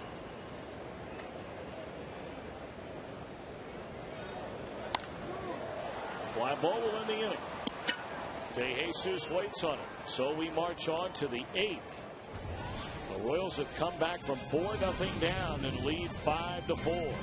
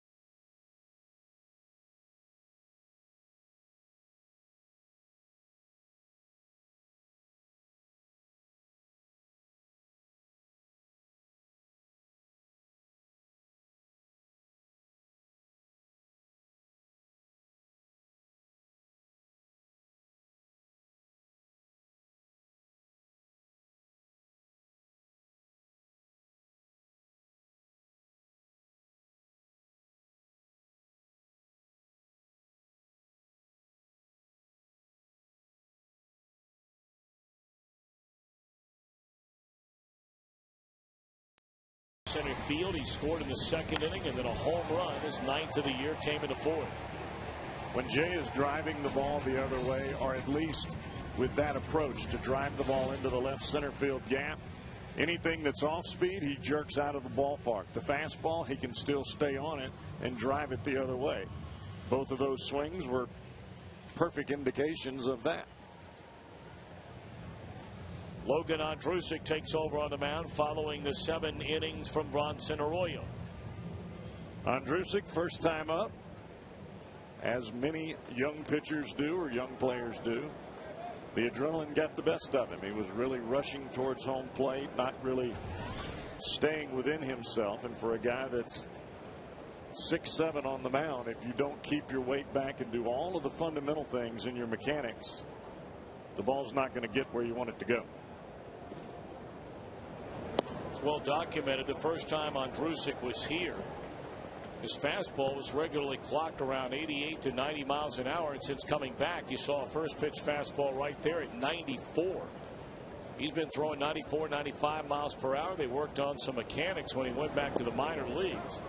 But Logan said the same thing happened to him last year when he went single A, double A, triple A. The further the season went along, the harder he was throwing. Well, I don't think it's the arm issue, because he was throwing the ball very hard in spring training with good mechanics. I think what it should tell him is that when he doesn't do things mechanically well, the ball doesn't go where he wants it to go, and it also cuts off his delivery. And it's even more difficult for a tall guy to get the most out of his body, because you do one thing wrong and it affects a whole lot on that release point. Well, that's nasty right there. See you later, David DeJesus. You can see the slider, or the cut fastball, if you will, down and in here to DeJesus. After the fastball up, you change the high plane and you bring the cut fastball. Now, you can see the spin on that. Just ever so slightly off the four-seam fastball with just a little dot in the back of the baseball. That's how you can recognize the cutter. That's a serious pitch. Look at the spin on the ball right there. You can see the cut, and you can see the ball just drop out. Now, that's 93 miles an hour. That's what a cut fastball does. Very late and very tight break. 2-0 to Billy Butler.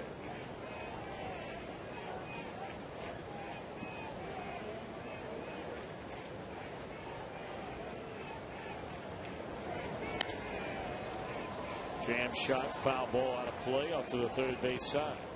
One of the biggest reasons that Ondrusek needs to keep the ball down, and why it benefits him so much from keeping the ball down, is when you're as tall as he is at 6'7", when you get the ball down in the strike zone, the hitters see the ball as though it's elevated. They see the ball up. Well, he's got a big angle coming down into the lower part of the strike zone. The lower he keeps the baseball, the tougher it is for the hitter to recognize whether the ball is a strike or not. 2-1 to Butler. In air strike.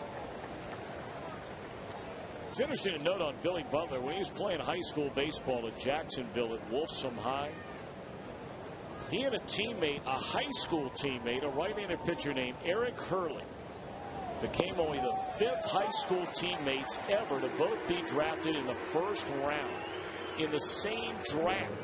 And they're both in high school together. They were on the same high school team, both seniors. Hey, don't forget tomorrow, Fox Saturday Baseball returns. Paul Konerko and the White Sox take on the Cubbies at Wrigley Field. Fox Saturday Baseball presented by Chevrolet returns tomorrow at 4 o'clock Eastern Time. And the Cubs lost the opening game of that series, an afternoon tilt at Wrigley Field today by a count of 10-5. Jake Peavy getting the win in that one. Back-to-back strikeouts for Ondrusek here in the 8th. Both coming on the cut fastball, and if you watch the pitch, you think, well, that's a slider. That's not a cut fastball. Well, for Ondrusek, it helps him to call it a cutter so he doesn't get around it. That was a split finger. Started middle in, and the bottom fell out of it. For a right-handed batter like Guillen that likes the ball, likes the fastball out over the plate, you start that ball middle in and he starts to open those hips and bring the bat through. You can't hold up as the ball bounces. Broken bat comeback. What an impressive inning for Logan on Caruso. Man, that's good stuff right there, boy. All right, Phillips Votto rolling to start things in the bottom of the 8th.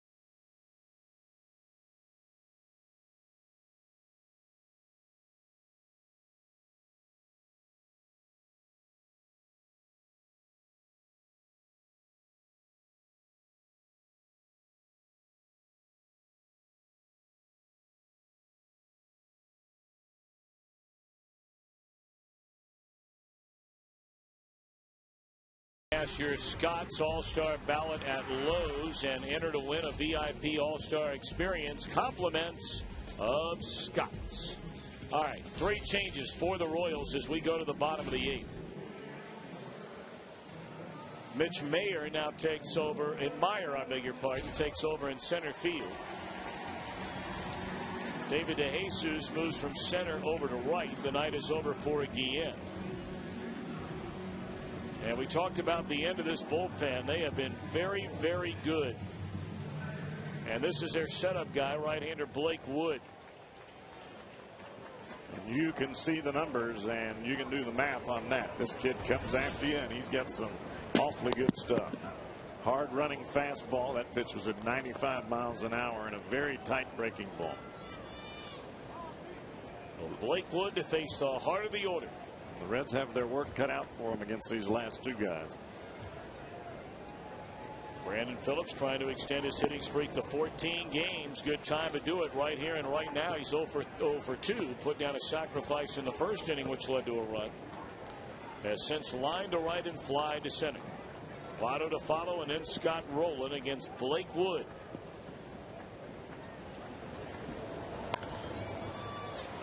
Another 95-mile-per-hour fastball fouled away off to the first base side. Wood throwing 95 with some movement. The ball runs horizontally in instead of sinking down in the strike zone. If that ball was sinking, it would be even more difficult to make contact.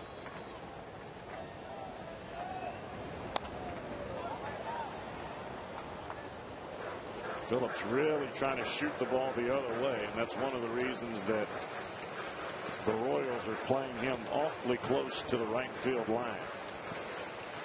Got him earlier. You see where normally the right fielder's playing over here. Well, look how far he is now. 1-2 to Phillips.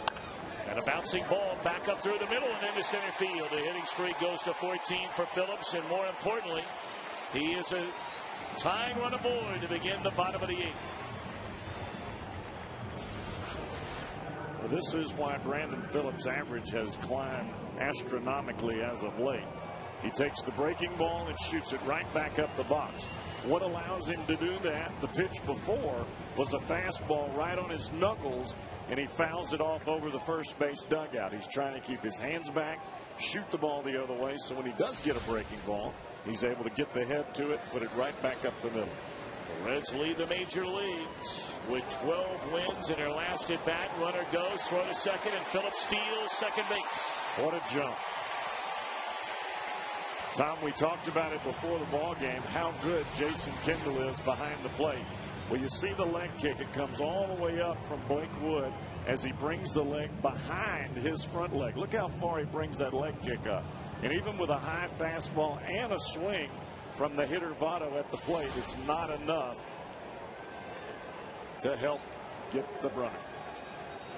So now Brandon, his ninth steal, is in scoring position for Joey Votto. We talked about the Reds leading the major leagues in 12 wins with their final at bat. 21 come from behind wins. Can they do it yet again tonight? 0-2 to Votto. Joey just doesn't look quite right at the plate tonight. 0 for 3, has bounced to first, struck out, and hit the ball hard his last time up on a line out to Pasendik in left field.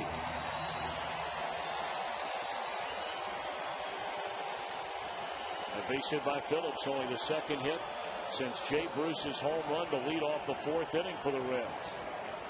0-2 to Joey Votto. Tom, he may do this every time talking about Votto, but look how much he's choked up at the plate. I mean, he's up on that bat a good inch and a half. I mean, Votto rarely, look at where the bat is right there. He rarely does that. He's making sure he gets that runner over.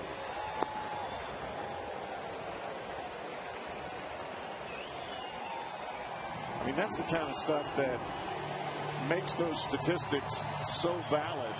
Is when you see a hitter of this caliber, I mean all-star caliber, in Joey Votto doing something very small like choking up to try to make contact with 2 strikes.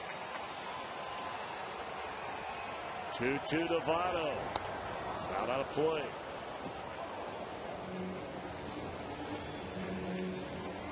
Things like that, Tom, that's what makes good players great players.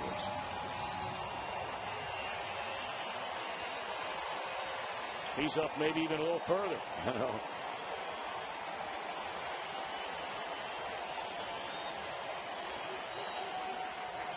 Two to Joey Votto again with Phillips at second. Way outside, ball 3. Choking up as Votto is doing now is what really allows him to wait just that extra split second longer to recognize the breaking ball. With a guy throwing 95, you want to wait as long as you can so you can snap that bat through the zone in case it's a breaking ball. But if it's 95, you got to be quick. That's why he's choked up so much. 3-2 to Joey Votto. And he draws a walk. How about that at bat? Fell behind 0-2.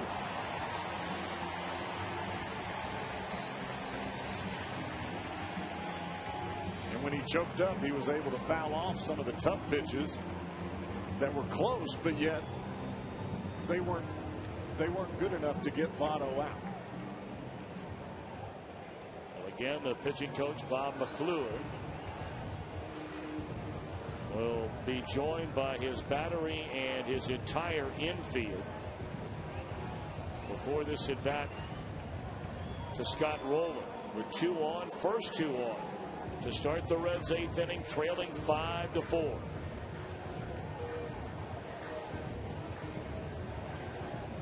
And really in this situation, Tom, I think McClure is doing as much as he can to slow down the pace of the game, try to take a little bit of the momentum out of the air right now, let his pitcher relax a little bit, and also give him some advice on what he needs to be doing here with Rowland. And continue to try to pump that confidence into his pitcher, and you tell him, hey, you're only 1 pitch away right here. Get yourself a ground ball. Let the guys turn you a double play, then you can go to work on the next guy. If you're rolling, you're thinking, gotcha. Scott Rowland digging in, leads a team with 43 runs batted in as well as 14 home runs. Ball one inside.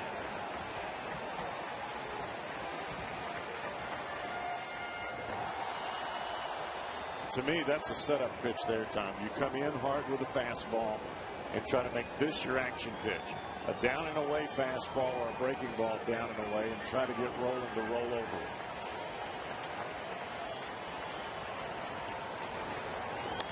In the air, left center field, pretty well hit by Rowland, and it's up against the wall. Phillips on his way to third. They're going to hold him there. He had to wait to see if the ball would be caught. That might be the longest single in the history of the Reds franchise. Joey Votto went all the way to the second base and nearly passed up Phillips. Well, Phillips did what he was supposed to do. You have to wait right there, because if the ball hits the ground, or if the ball is caught, then you can tag and you go to third base. But in this situation, with Pasetnik and his speed, you don't know whether the ball's going to be caught or not. And I mean, that ball just went right by his glove, so it could have gone either way. It's a great point, Cowboy. That's good base running by Brandon. Right, it was good base running. I mean, in some instances, you're in no man's land. Votto did what he's supposed to do. Phillips did what he's supposed to do. All of a sudden, that ball's caught on the warning track, and you don't tag him. Well, you're going to hear about it. Oh, yeah, the inning's over. All right. Here's Johnny. Well, you talking about the guy that's the best of the best in this situation? Chalk him up.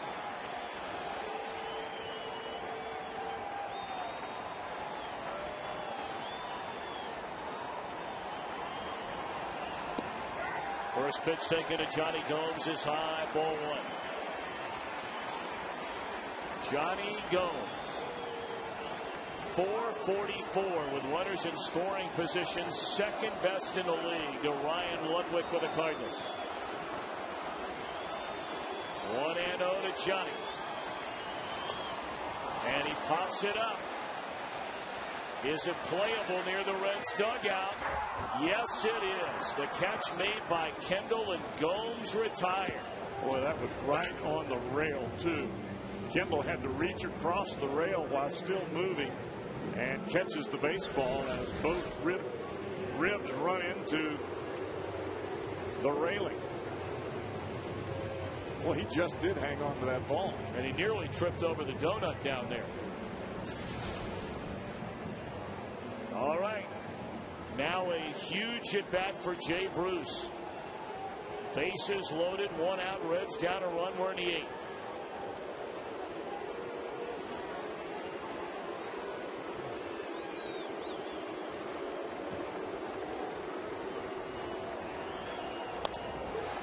Fly ball, I don't know.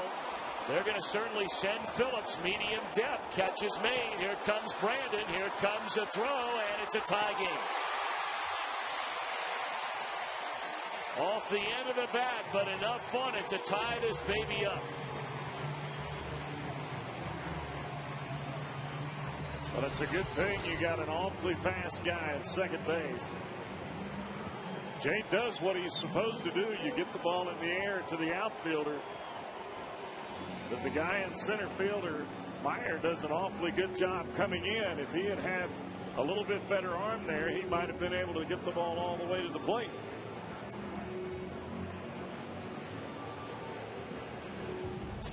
All right, now you need the two-out hit to take the lead, and the batter is Bruce Stubbs. They're going to appeal at third, and nothing doing, says Bill Welke. Well, they had tried it earlier, but the ball was not in play. There had already been time called by the home plate umpire, Mike DeMuro. Bill Welke told the third baseman, Cayaspo, they had to put the ball back in play in order to use the appeal at third. Can Bruce Stubbs give the Reds a lead here in the bottom of the eighth? That is a foul ball. Foul ball. Well, that was a close one right there. Cayaspo was hoping he could just step on the bag and call it a night. Wow. By the hair of your chinny chin chin.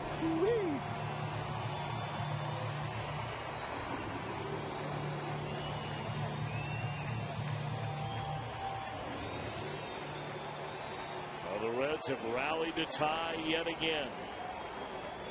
And now they're trying to take the lead with 2 outs and 2 on in the bottom of the 8th. Stubbs has already got 1 RBI on the night. It'll be awfully nice if he could bring another one and put it bookends.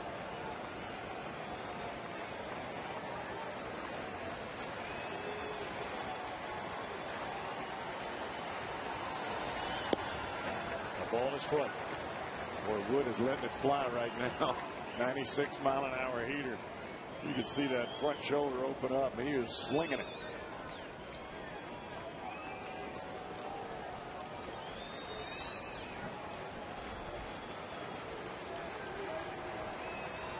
One and one to Drew Stubbs. And a bouncing ball to the first baseman. A foot race to the bag. And out at first base. So the Reds loaded him up with nobody out. They do score once to tie.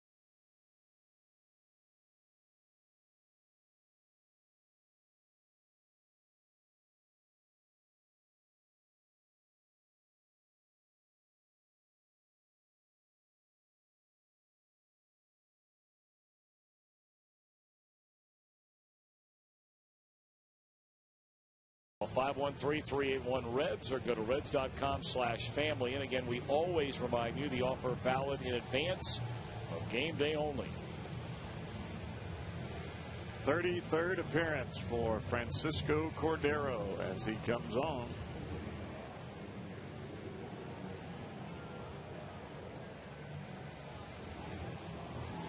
Logan Andrusic, perhaps the most impressive inning he's had in the big leagues. 1 inning, set him down in order, struck out 2 of the 3 faced with electric stuff tonight. Well, that was the stuff that allowed him to make the team out of spring training. That was what we saw every single time in camp. Well, now Cordero. And I'll say this, Tom, if he starts pitching like that when the Reds are ahead, he's going to move to the back of the bullpen in a hurry.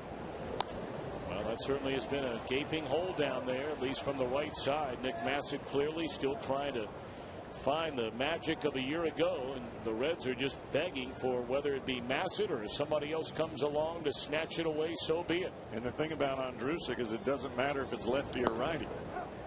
All that matters is that he's keeping the ball down. When he is, he's awfully tough to hit. Cordero, a 1-2-3 ninth inning yesterday to pick up the save over the Giants. And there is strike 3 called, 95 gas on the inside corner to Callaspo, a batter who is nearly impossible to strike out. Not really sure what Callaspo was thinking about here. This ball starts just off the plate in and runs right back to the corner.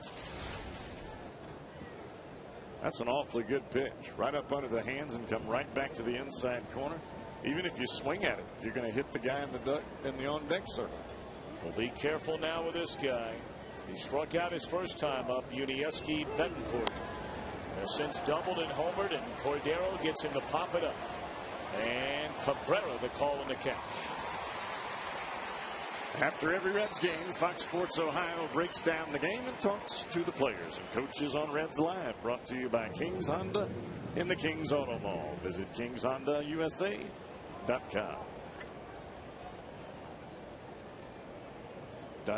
I like saying it like that. .com.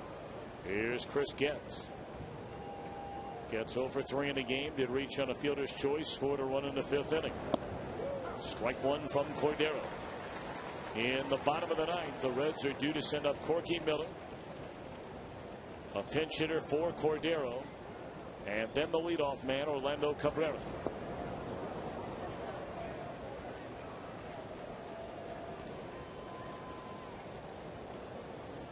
Did you see how Miller blocked that ball there, even though there's nobody on base? That's instinct. The great catchers do that. The bad ones, they just let it go to the backstop. Sharp one, Hopper, right at Roland. And a 1-2-3 night for Cordero. Drusik and Cordero, 6 up, 6 down. Corky due to lead it off in the bottom of the 9th. Reds looking to win it.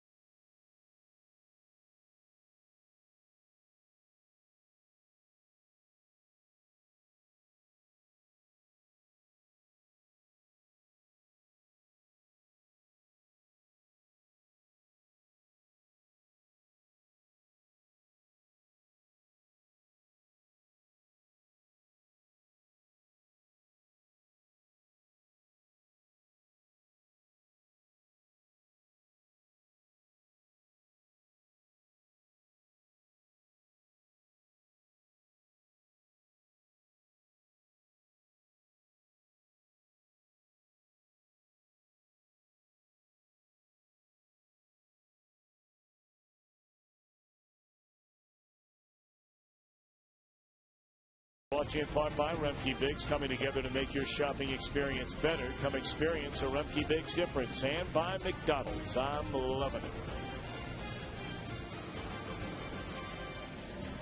Well, make your Friday night better going to FoxSportsOhio.com and entering to win the Papa John's In Your House contest. You can win a Fox Sports Ohio prize pack. And one grand prize winner will win a pizza party. The Papa's In Your House contest presented by Papa John's.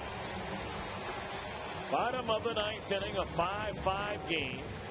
Reds will send up Lance Nix to start things, batting in place of Corky Miller. Kanekoa Teixeira takes over on the mound.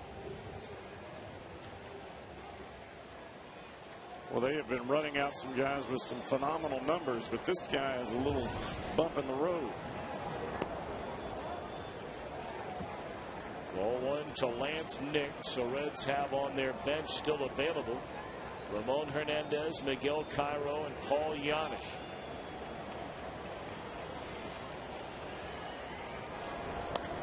Ground ball. Can't get to it. That's a base hit for Lance Nix to begin the bottom of the 9th inning, and the winning run is aboard. And here comes Ramon Hernandez. This is the difference between Getz and Brandon Phillips. Watch where this ball is. Brandon Phillips takes the angle towards the outfield, catches the baseball, and able to make the play. Getz tried to cut it off and ends up not being able to get the proper angle. The ball gets by him into right field. A perfect 9th inning for Francisco Cordero with a strikeout. He's shaking that arm again, Tom. Yes, he is. When you shake the arm, when you Coco and you shake the arm, you throw a lot more strikes. Well, now I guess it begs the question. You're sending up Ramon Hernandez here, who is a very good contact hitter. Infrequently strikes out. Has a good eye at the plate. He doesn't have a sacrifice this year.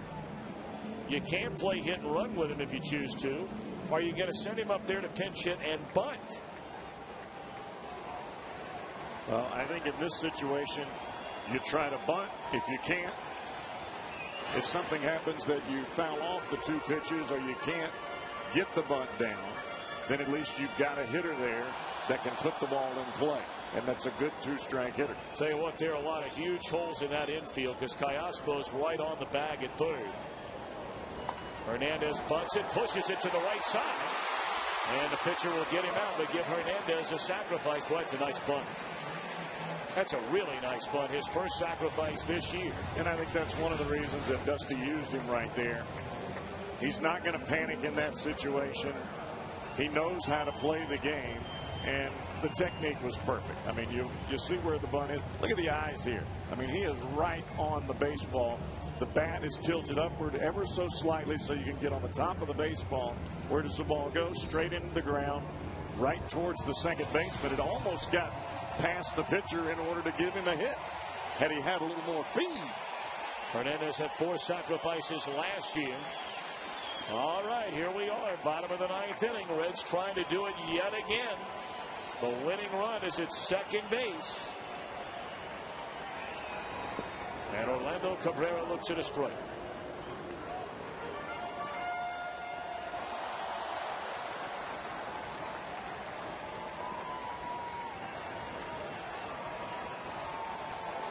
Nick's trying to get that good secondary lead out there.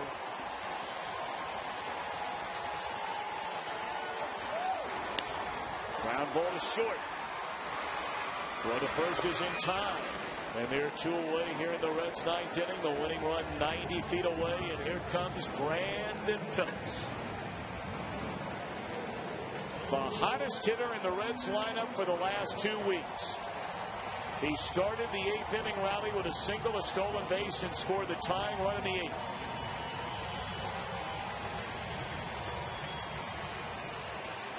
And now Ned Yost will make his way to the mound.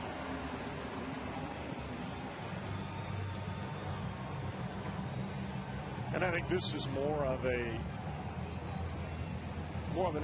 informational type meeting than anything else. I think he's trying to make sure that everyone understands what they're trying to do with Phillips. And I think Yost, after being the manager of the Brewers, he wants to make sure that Kendall's on the same page with him, make sure that the pitcher's on the same page, and also the fact that they've been playing Phillips really to hit the ball to the right side, not only in the outfield, but in the infield as well.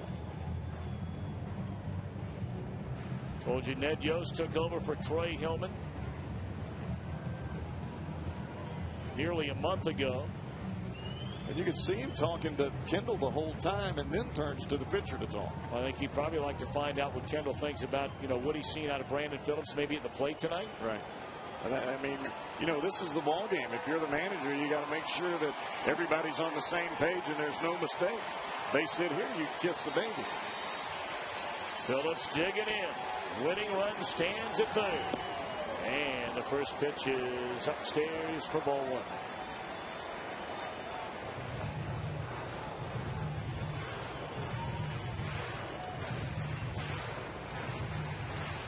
If you're Brandon Phillips right now, all you're envisioning is base hit. That's what you're thinking to yourself. You got to see the ball going through the middle of the infield. And nearly thrown to the backstop. You'll take that too.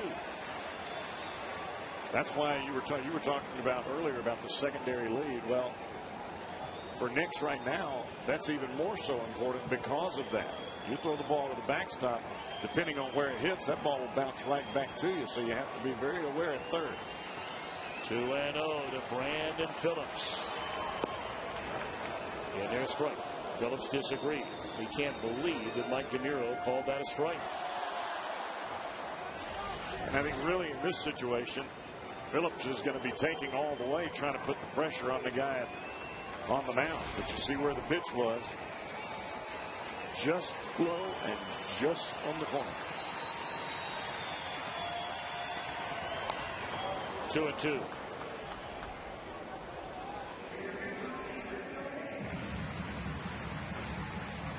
Last time up for Phillips. How many balls did he foul off? 3 or 4 balls that he fouled off to the right side before he got the breaking ball that he hit up the middle for his first hit of the night. Winning 1 1/3, 2 outs in the bottom of the 9th inning. 2-2 to Brandon Phillips. Fouled away again.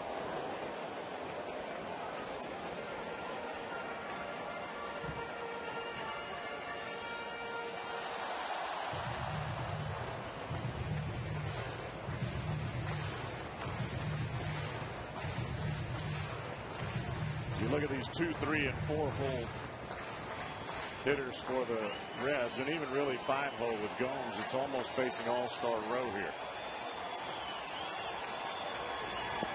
Ball 3.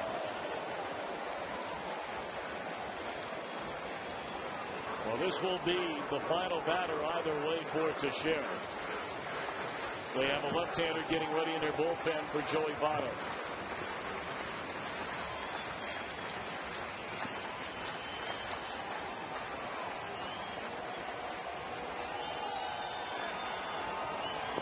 Ball 4.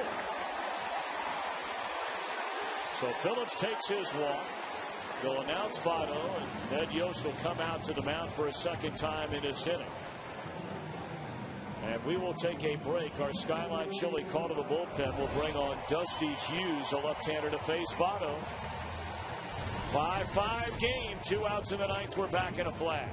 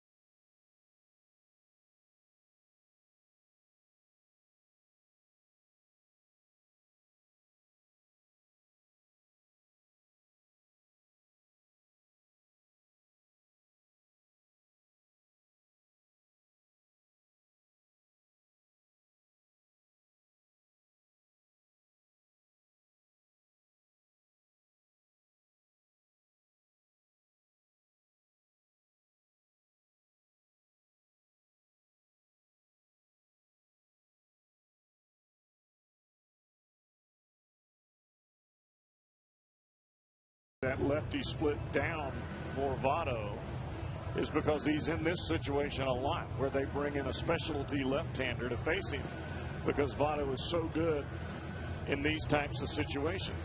It's a .328 hitter with runners in scoring position. You're going to face the best lefties that the teams have to offer. Well, Votto had the game-winning base hit yesterday, so why not make it back-to-back? 275, the left-hander on the mound, Dusty Hughes, as he faces left-handers. That's what they hit off of him, but breaking ball has been a little bit better as of late, they say. We'll see right here. Well, Phillips is going to go ahead and take second base, wisely so, preventing a forced play there. So now anything on the ground in the infield, they've got to play to first.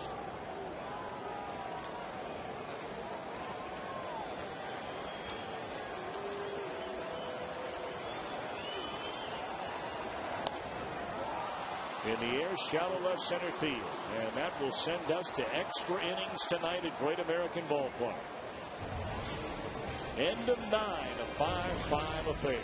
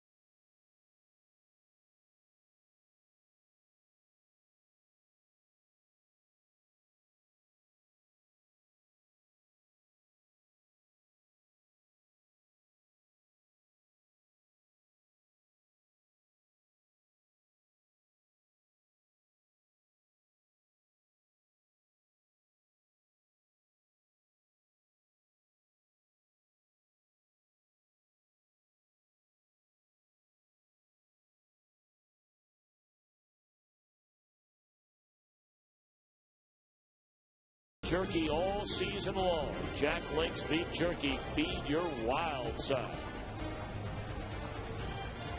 And 9, 5 runs, 6 hits, 3 men left on base for Kansas City. The Reds 5 runs, 10 hits, no errors. They've stranded 7. A new battery for the Reds. Ramon Hernandez, who put down that bunt off the bench in the bottom of the 9th inning, stays in to replace Corky Miller. And the Reds use their 4th pitcher tonight, following Arroyo, Andrusic, and Cordero, is Daniel Ray Herrera.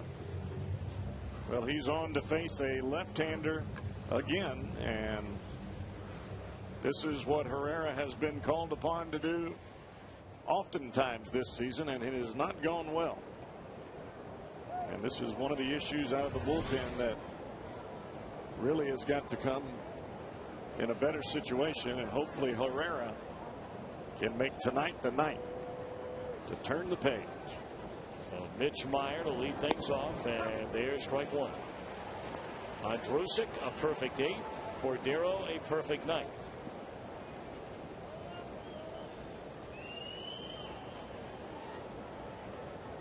Certainly you would believe there is no way we're seeing Arthur Rhodes in a game tonight. Fly ball in the left center, 1 out. He has pitched virtually every day this entire month. And a slight exaggeration, but you're right. A very slight exaggeration. Rhodes pitched in 3 of the 4 games against the Giants. The only game he didn't pitch was game 3. And pitched 2 of the 3 in the series in Washington. And of course, 2 of the 3 in St. Louis to begin the month. So what is that? 3 days this month he's not pitched, and 1 of them was an off day. And I think that when you're dealing with a guy of Rhodes' stature, I mean he's going to give you the great innings. The thing that you have to worry about is, are you going to burn him out before you get to August? Arthur said he felt great yesterday. His foot didn't bother him. Went an inning and 2/3. And his longest of the season and the longest since 2008 while pitching for Seattle. That'll hang up long enough for Stubbs to run it down and 2 away. I have no doubt that there is no problems with Arthur Rhodes.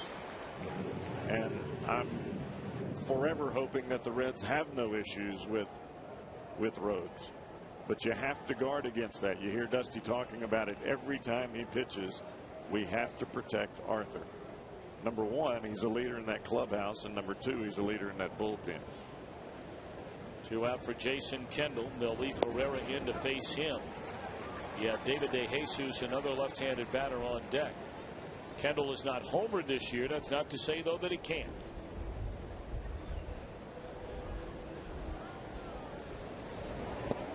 You were talking about the home runs for Kendall. No, he doesn't have any home runs this year.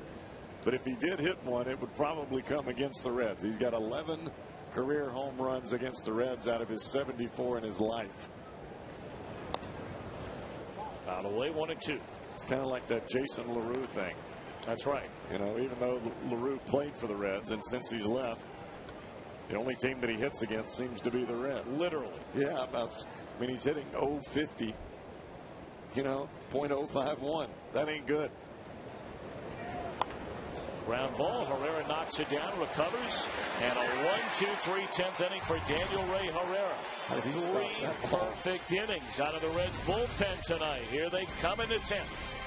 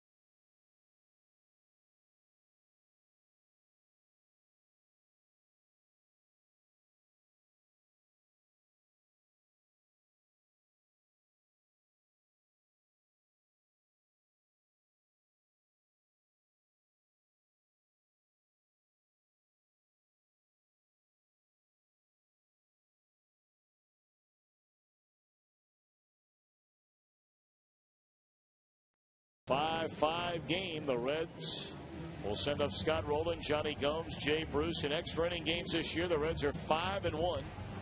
Royals are 3-2, and on the pitch is Victor Marte. Only the 7th appearance for Marte.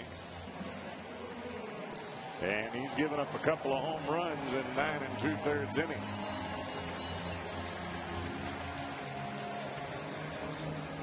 He has a new battery made as well, part of the double switch.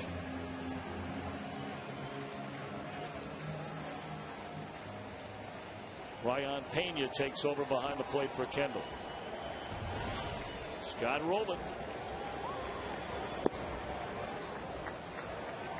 Another big night, another 3-hit game for Rowland. He's knocked in a run back in the first inning and had that single it turned out to be off the left center field wall, that if that thing just gets down, the Reds score 2 and we're long home by now.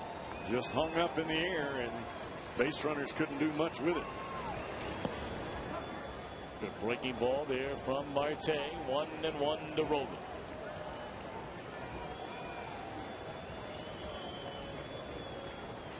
Reds lead the major leagues with 12 wins in their final at bat. They lead the major leagues with 21 come from behind wins. Another good breaking ball. It's 1-2. And they're trying to add to both of those totals here tonight. Well, Rowland looking down at the ground as if the batter's box had something to do with it, but the whole time he's talking with Mike DeMuro about where the location of that last pitch was.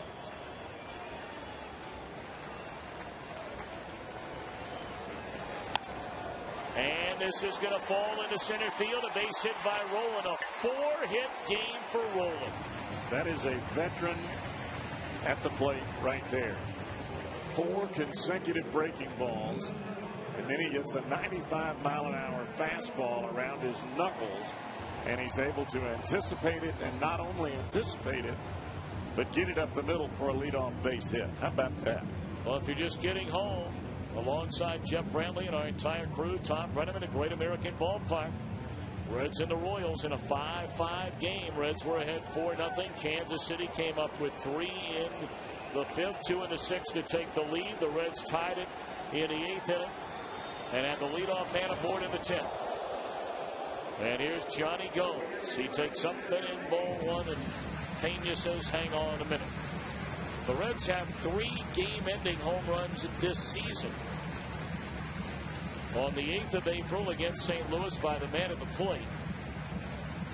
On the 3rd of May against the Mets on a home run by Nix. And 2 days later against the Mets, a game-ending home run by Orlando Cabrera. But they have 12 wins in their last at bat this season and trying to add one to it right here. 1-1 to go.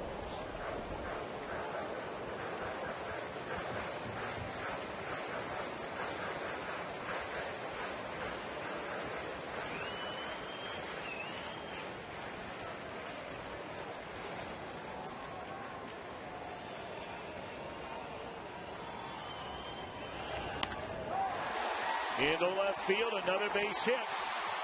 And now 2 on with nobody out in the bottom of the 10th inning. All right, Cowboy, now strategy. If you're Dusty Baker, you're sending up Jay Bruce. And Bruce this season does not have a single sacrifice.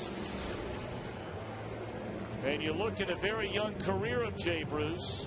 He had a total of 1 all of last year and 1 in his major league career. Do you ask him to bunt? Swing. Really? All right. That's what he'll do here. I think he'll swing the bat and take your chances of driving him in here.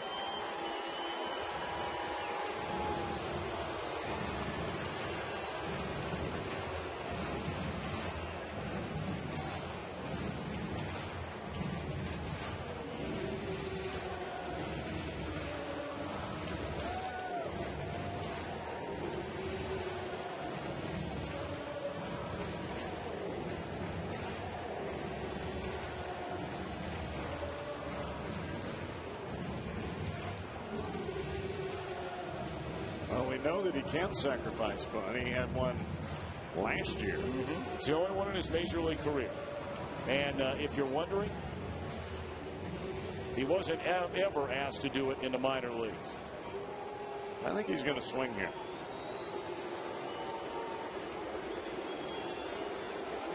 Well, the Royals not sure. They're playing their corner infielders in front of the bag. No sign of a bunt. He's down a strike. Of course, sometimes managers will let a guy take a rip on one pitch and then put the bunt play on. Now, it should be noted the Reds don't have very good speed out there on the bases, at least at second base, the lead runner. Roland has been around a while.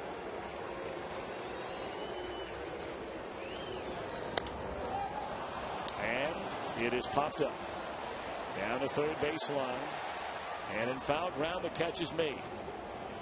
And it certainly is not any knock against a decision. I mean, you can have the thing go either way, and you certainly can understand the justification for it one way or the other.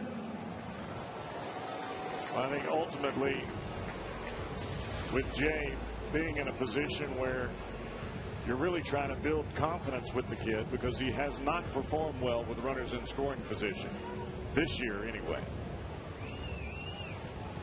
You want to do everything that you can, and with him being your everyday right fielder, to lift him up, because everyone else on this club, it seems as though every time there has been an opportunity like this, they've been able to come through. Of course, you can make that argument that you should bunt him for that very reason. Exactly. All right, now Drew Stubbs. And it's in the dirt. What a play there by Payne. You know, this is a situation for Stubbs. He's got a fabulous eye at home plate. And I don't think many times you're going to see him swing at a lot of pitches that are like that one, way out of the strike zone, trying to guess for a pitch that he can hit out of the ballpark. So this may ultimately come down to the man that's on deck. 1-0 to Drew Stubbs. A fastball and a good one by Marte on the outside corner.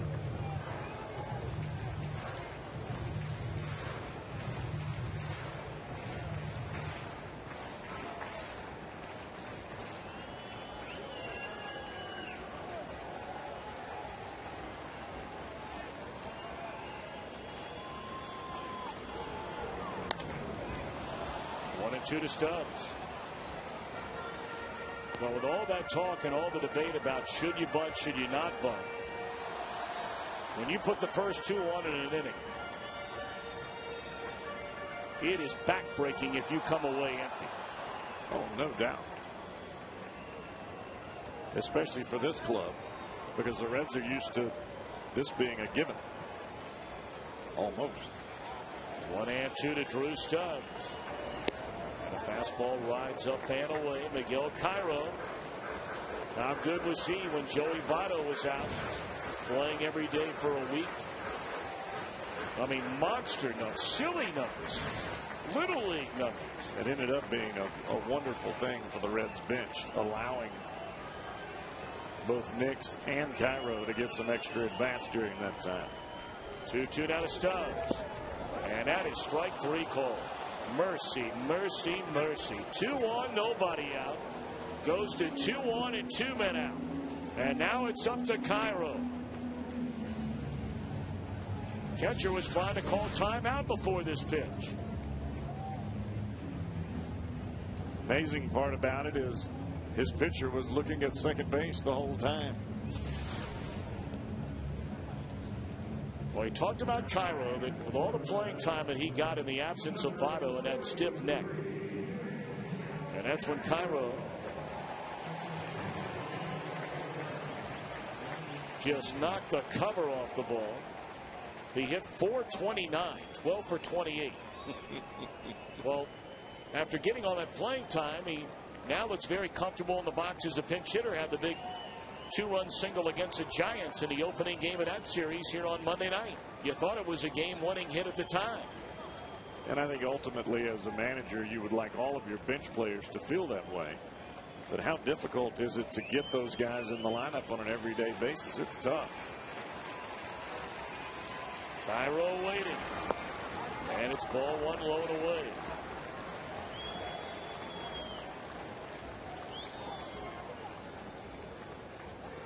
It's been a while since Cairo has ended the game with a base hit.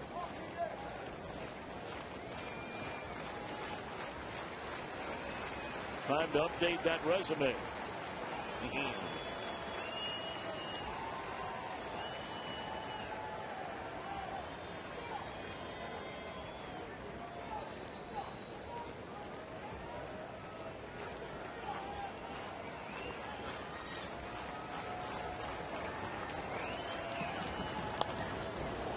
One and one to Miguel Cairo.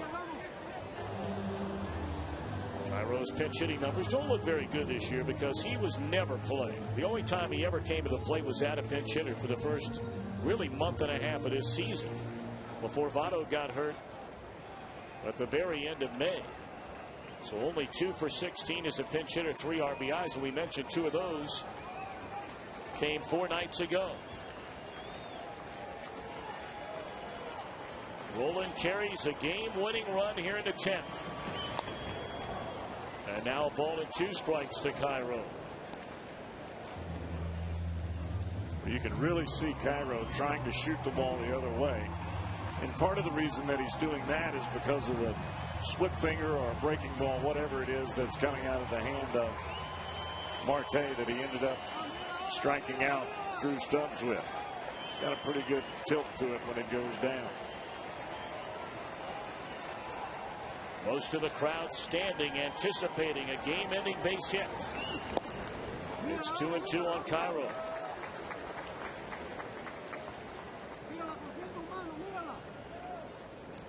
It's almost the identical pitch selection to Cairo that you got from Drew Stubbs when he was in the ball game or when he was at the plate.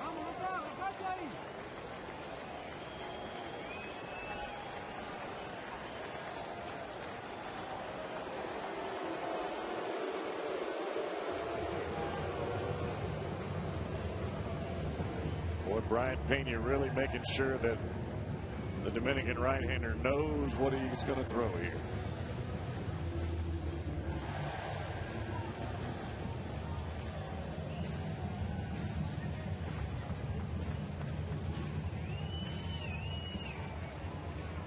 The Reds left 2 on with a chance to win it in the 9th.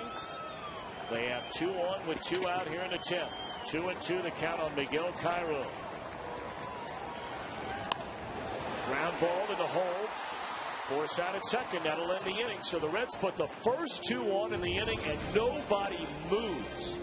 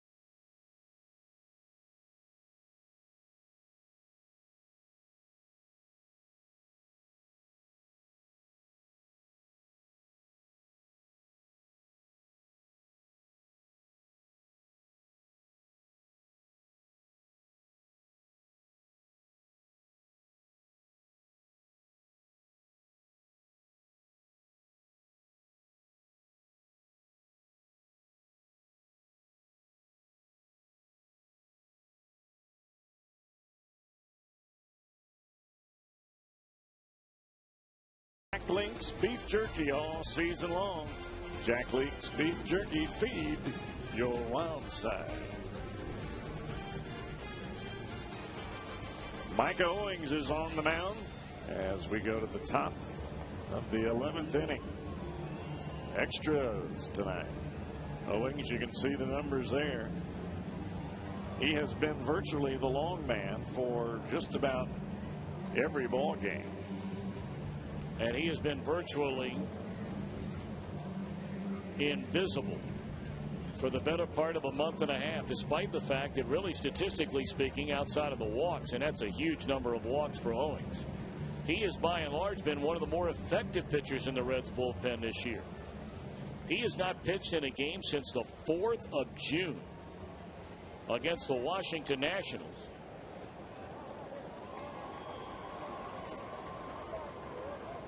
And even before that, he has not pitched very much at all.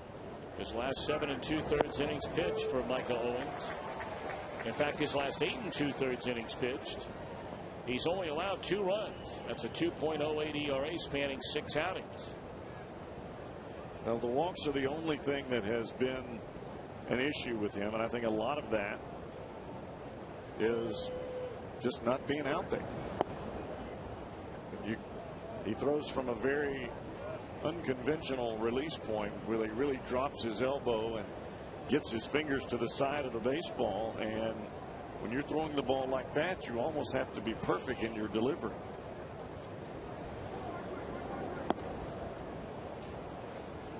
And you can see where those fastballs are going. They are going up and away. When he comes through, you can see the elbow coming down around this part right here. And that's why the ball will sail up in the way, because his elbow is almost right where his number is on his chest.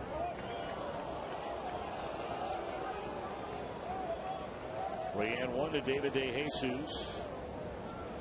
I mean, Cowboys, are reasonable to expect a young man to pitch. I know where you're at. Twice in a month. It's tough to be over a month. And to come out and some would say, hey, that's your job, and you better find a way to figure it out if you want to keep that job. And I understand that, but I mean, realistically, you've been a guy who pitched your entire career out of the bullpen. Is that hard. Reality? It's hard. Now, is it something that they expect you to do? Well, sure. But does it make it easy? No. But I think Owings is enough of a competitor that he can handle it. It's just a matter of getting it done. Well, he battles back from 3-1 behind in the count and gets a first out in the inning on the ground ball to bottom. And I think that for the most part, at least this is my opinion, I think Owings is a better pitcher when the game is tight. And that's not how he's used. He's used more when it's a blowout, or if the game is way out of hand and he comes in and pitches, or if the starter doesn't do well, or something like that early in the ball game. You root for everybody because they play for your hometown team, but boy, I'm not sure if there's anybody individually you root for any more than Owings. No. He is top shelf, first class kid, as good as they come. And so badly he wants to be contributing more for this team, and really he's been given a chance to so far this year. Yeah, and he's a baseball player. I mean, he could very well. I mean, people were talking about him playing left field a couple of years ago. Fastball inside to Billy Butler. Reds bullpen has been lights out thus far. Andrusik, a perfect inning. The same for Cordero and Daniel Ray Herrera. And of course, Arroyo retired the final 4 batters that he faced. So the Royals have not had a base runner since the 2-run home run by Betancourt when they took the lead 5-4 in the 6th inning.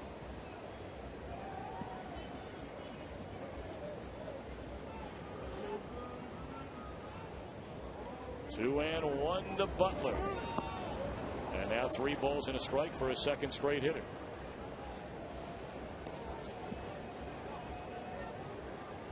The Royals only have 1 reliever left in their bullpen, and that's their closer, Joakim Soria. And he is up and throwing. Although they made a double switch with their catcher in the last inning, thinking that if this game went to the 11th in a tie, Marte could remain in the game. And there's a 1-out walk to Billy Butler.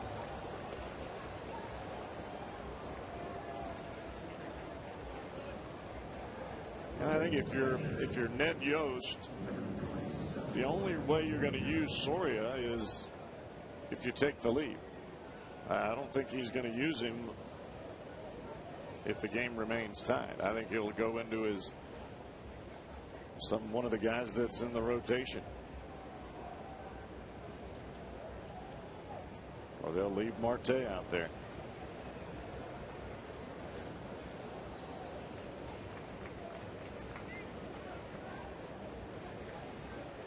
So after the walk, the string of 14 consecutive batters retired by Reds pitching comes to an end. Now Butler is not a base stealing threat.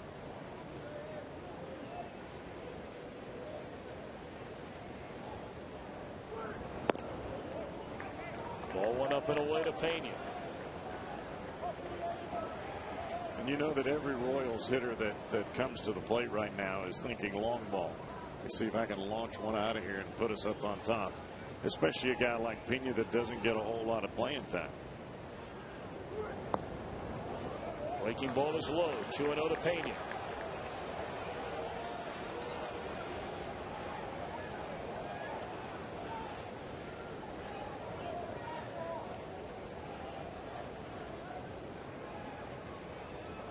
Well, the Reds have really missed some big time scoring chances here in the last couple of innings. It's 3-0.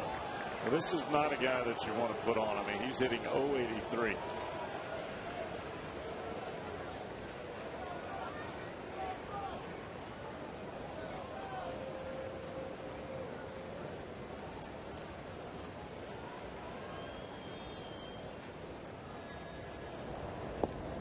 And there's a 4-pitch walk. Wow. Back-to-back walks for Micah Owings, and now Brian Price will come out of the dugout as Owings kicks away dirt from the mound rubber. Well, that's a guy that's a double play guy waiting to happen if you can get one over the plate. And that rust is showing up big time with the last few times that Owings has been out there. I mean, the Reds are boxed into a bit of a corner here as far as their bullpen is concerned, with all the bullpen they went through in that San Francisco Giants series. They're not going to use Arthur Rhodes tonight. I think that's pretty safe to say. He would have been there in there by now already. They've used Owings. They've used Andrusic. Massett pitched in 2 of the 4 games, but 2 of the last 3. Daniel Ray Herrera's already been used. Del Rosario pitched in 3 of the 4 San Francisco games, and Cordero's been used. And I think that's one of the reasons that Owings is in this ball game is if you're Dusty Baker, you're hoping that he can give you infinite amount of innings without giving up any runs.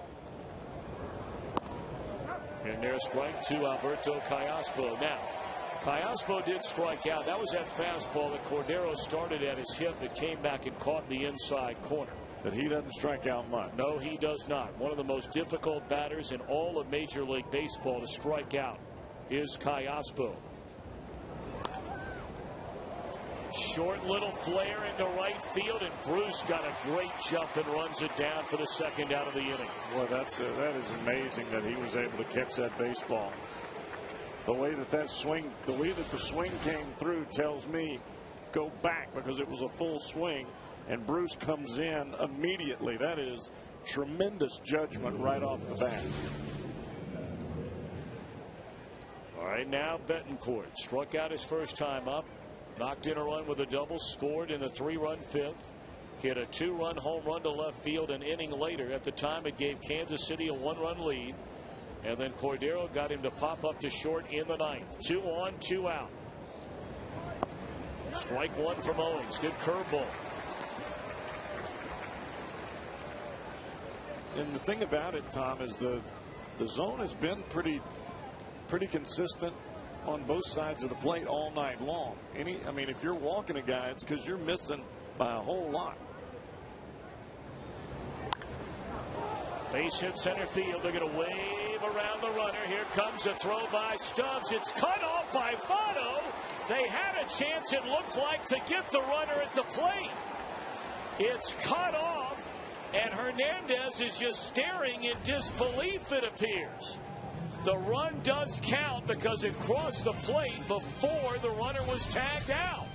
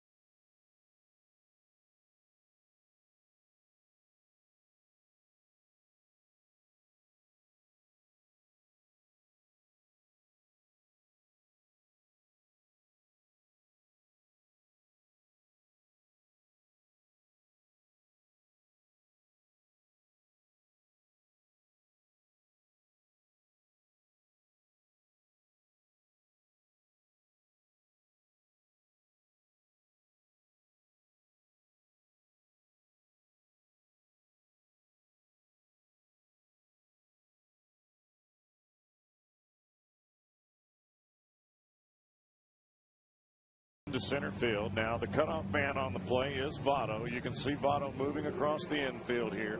Now watch where the throw is. Just as Votto catches it, look where the runner is here. Now if the ball comes through, the ball's probably going to end up being right in this area. You still got the guy by a good 3 or 4 feet. It's Billy Butler, the first baseman. I know why Votto cut the ball, because he saw the runner advancing from second to third. He was right in front of him. So he sees the ball at the runner at the same time, cut the baseball. You get the out, but it cost you a run. Boy, this is the stuff you really wonder about in baseball here. The Royals let their reliever Marte go out and make his warm-up tosses. It's not like the Reds are making a change. Maybe Ned Yost wanted to make sure they weren't going to pinch hit for Ramon Hernandez, but the Reds don't have a third catcher. So they let him go through all the warm-ups, and then Ned Yost brings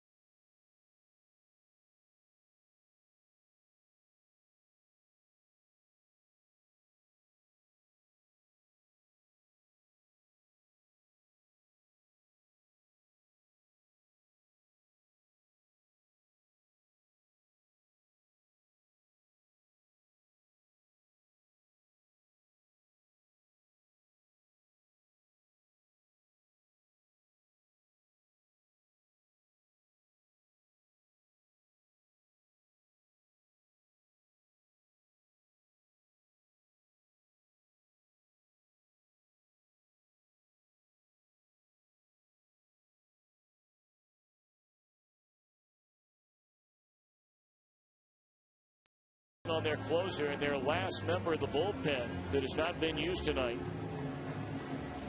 Joaquim Soria takes over on the mound. Pretty good numbers. 30 strikeouts, only 6 walks in 22 2/3 innings.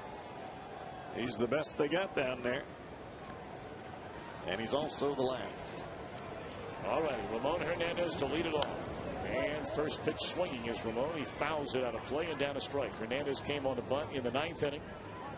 Well, you look at these last 3 innings. The Reds were down 5-4 when they came to bat in the 8th. They had the bases loaded with nobody out. I mean, that's an inning that falling out of bed, you certainly, even in your own dugout, you figure you're going to get 2.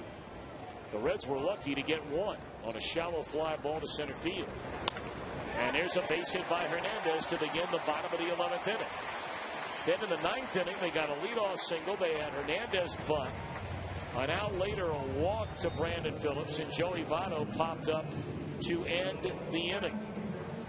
But then the 10th. In a tie game, singles by Rowland and Gomes, 2 on and nobody out. Dusty Baker did not ask Jay Bruce to bunt. He let him swing away, fouled out to short. Stubbs struck out. And Cairo ended the inning on a force play. And now they're having Cabrera put down a bunt. 1 away in the inning. I know a lot of people at home are saying, you know, well, tell me the logic here. And the answer that somebody's going to say is, well, Cabrera is a guy who has bunted a lot in his career, and Bruce isn't. But 2 on, nobody out, you don't bunt. 1 on, nobody out, down a run, you do. I think what Dusty is thinking here is that this is the last guy that they have in their bullpen. And if you play for the tie here and you go another inning, the Reds are sitting pretty, and you got 2, 3, and 4 coming up. If you tie it, you're in good shape. If you win it, well, you know what kind of shape you're in then. Oh, yeah. Here's Brandon Phillips.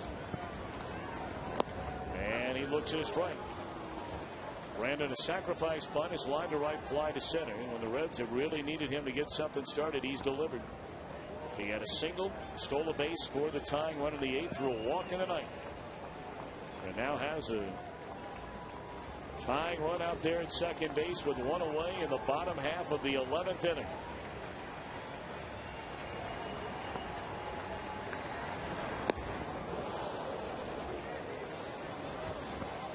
I think Brennan was trying to tie it on that high fastball right there. This is not a pitch that Phillips normally hits, except once in a blue moon. Yeah, I think he was looking fastball in, down and in, and he got a fastball, but that wasn't down and in. Well, his only hit tonight, he fell behind in the count, a couple of strikes, and then shortened up that swing and bounced one into center field for a base hit.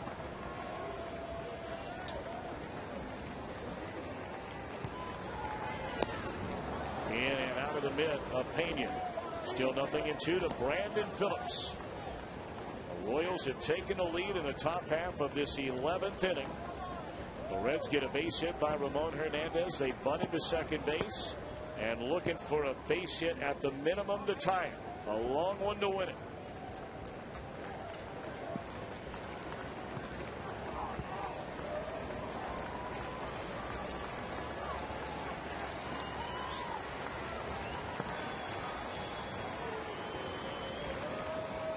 How many signs has he got?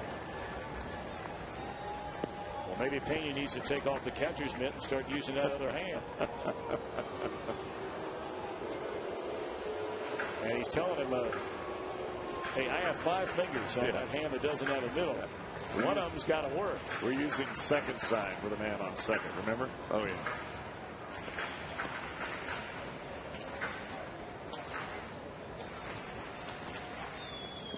Check out the fingernails on the catcher. That is whiteout.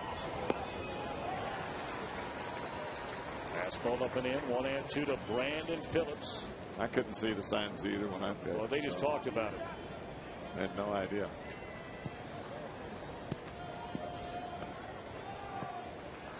You can see Pena. He's giving signs outside of the mitt.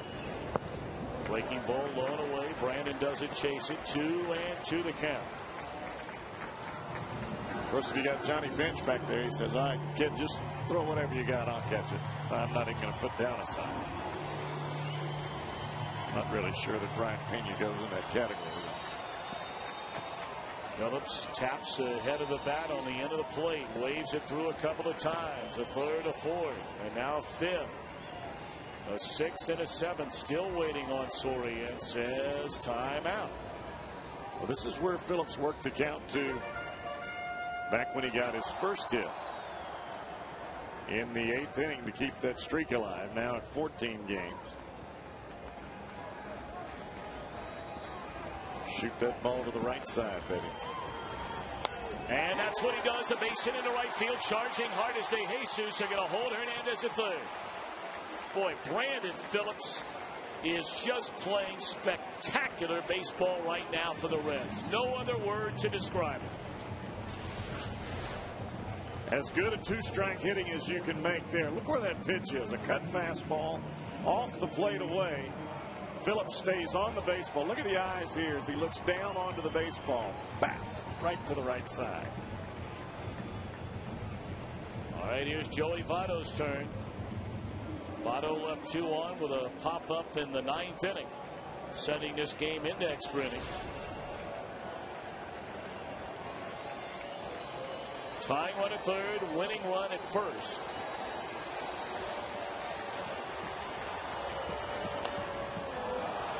Votto, first pitch swinging, pops it up in the foul ground. Boy, he has had a rough night tonight. There is no 2 ways about it. Has just not looked comfortable up there the entire game. What a huge out that is. And he's guessing fastball there, and he gets a fastball all right, but it's a good 4 to 6 inches in off the plate.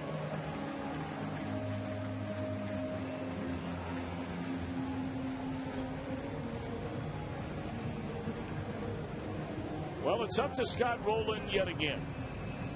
Rowland has 4 base hits in the game, all singles. He's knocked in a run. Boy, it seems like the Reds have been in this situation for the last hour. Well, they've left 6 men on base their last 3 at bats. Ball 1 to Scotty Rowland.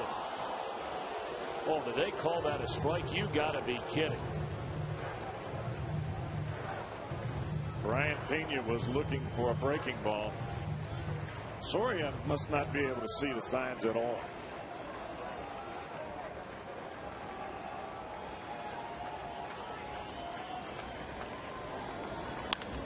Lined into left field, and it's caught to end the game.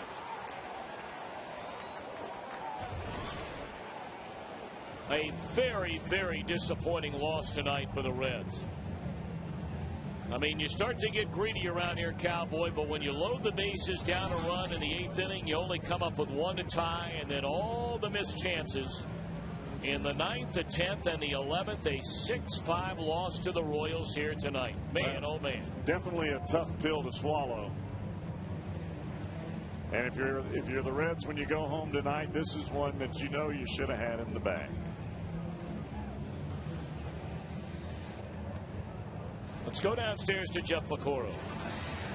Thank you much, Tom. And yeah, I agree with you what you just said. They're the last 3 innings. The Reds had opportunities. You get bases loaded in the 8th inning. They were only able to get 1 run. And then in the 9th and 10th innings, you get 2 guys on, and both of those can't get any of them home. And then, well, we just saw what happened there in the last inning, especially Joey Votto's at bat. That first pitch, the pop foul, and that was the difference. And I think early in the game, Bronson Arroyo rolling right along as he goes through the first 4 innings without a hiccup. And then the 5th and 6th inning really did Bronson Arroyo in. 5 innings, great pitching, and then it was those middle 2, the 5th and the 6th, and that's where the Royals did all of their damage. And of course, it's a loss in game 1 of this series, and that now puts the Reds at 2-2 in interleague play. Let's head upstairs to my partner Jim Day for Reds Live. Jimmy? Big thank you very much. Pick us on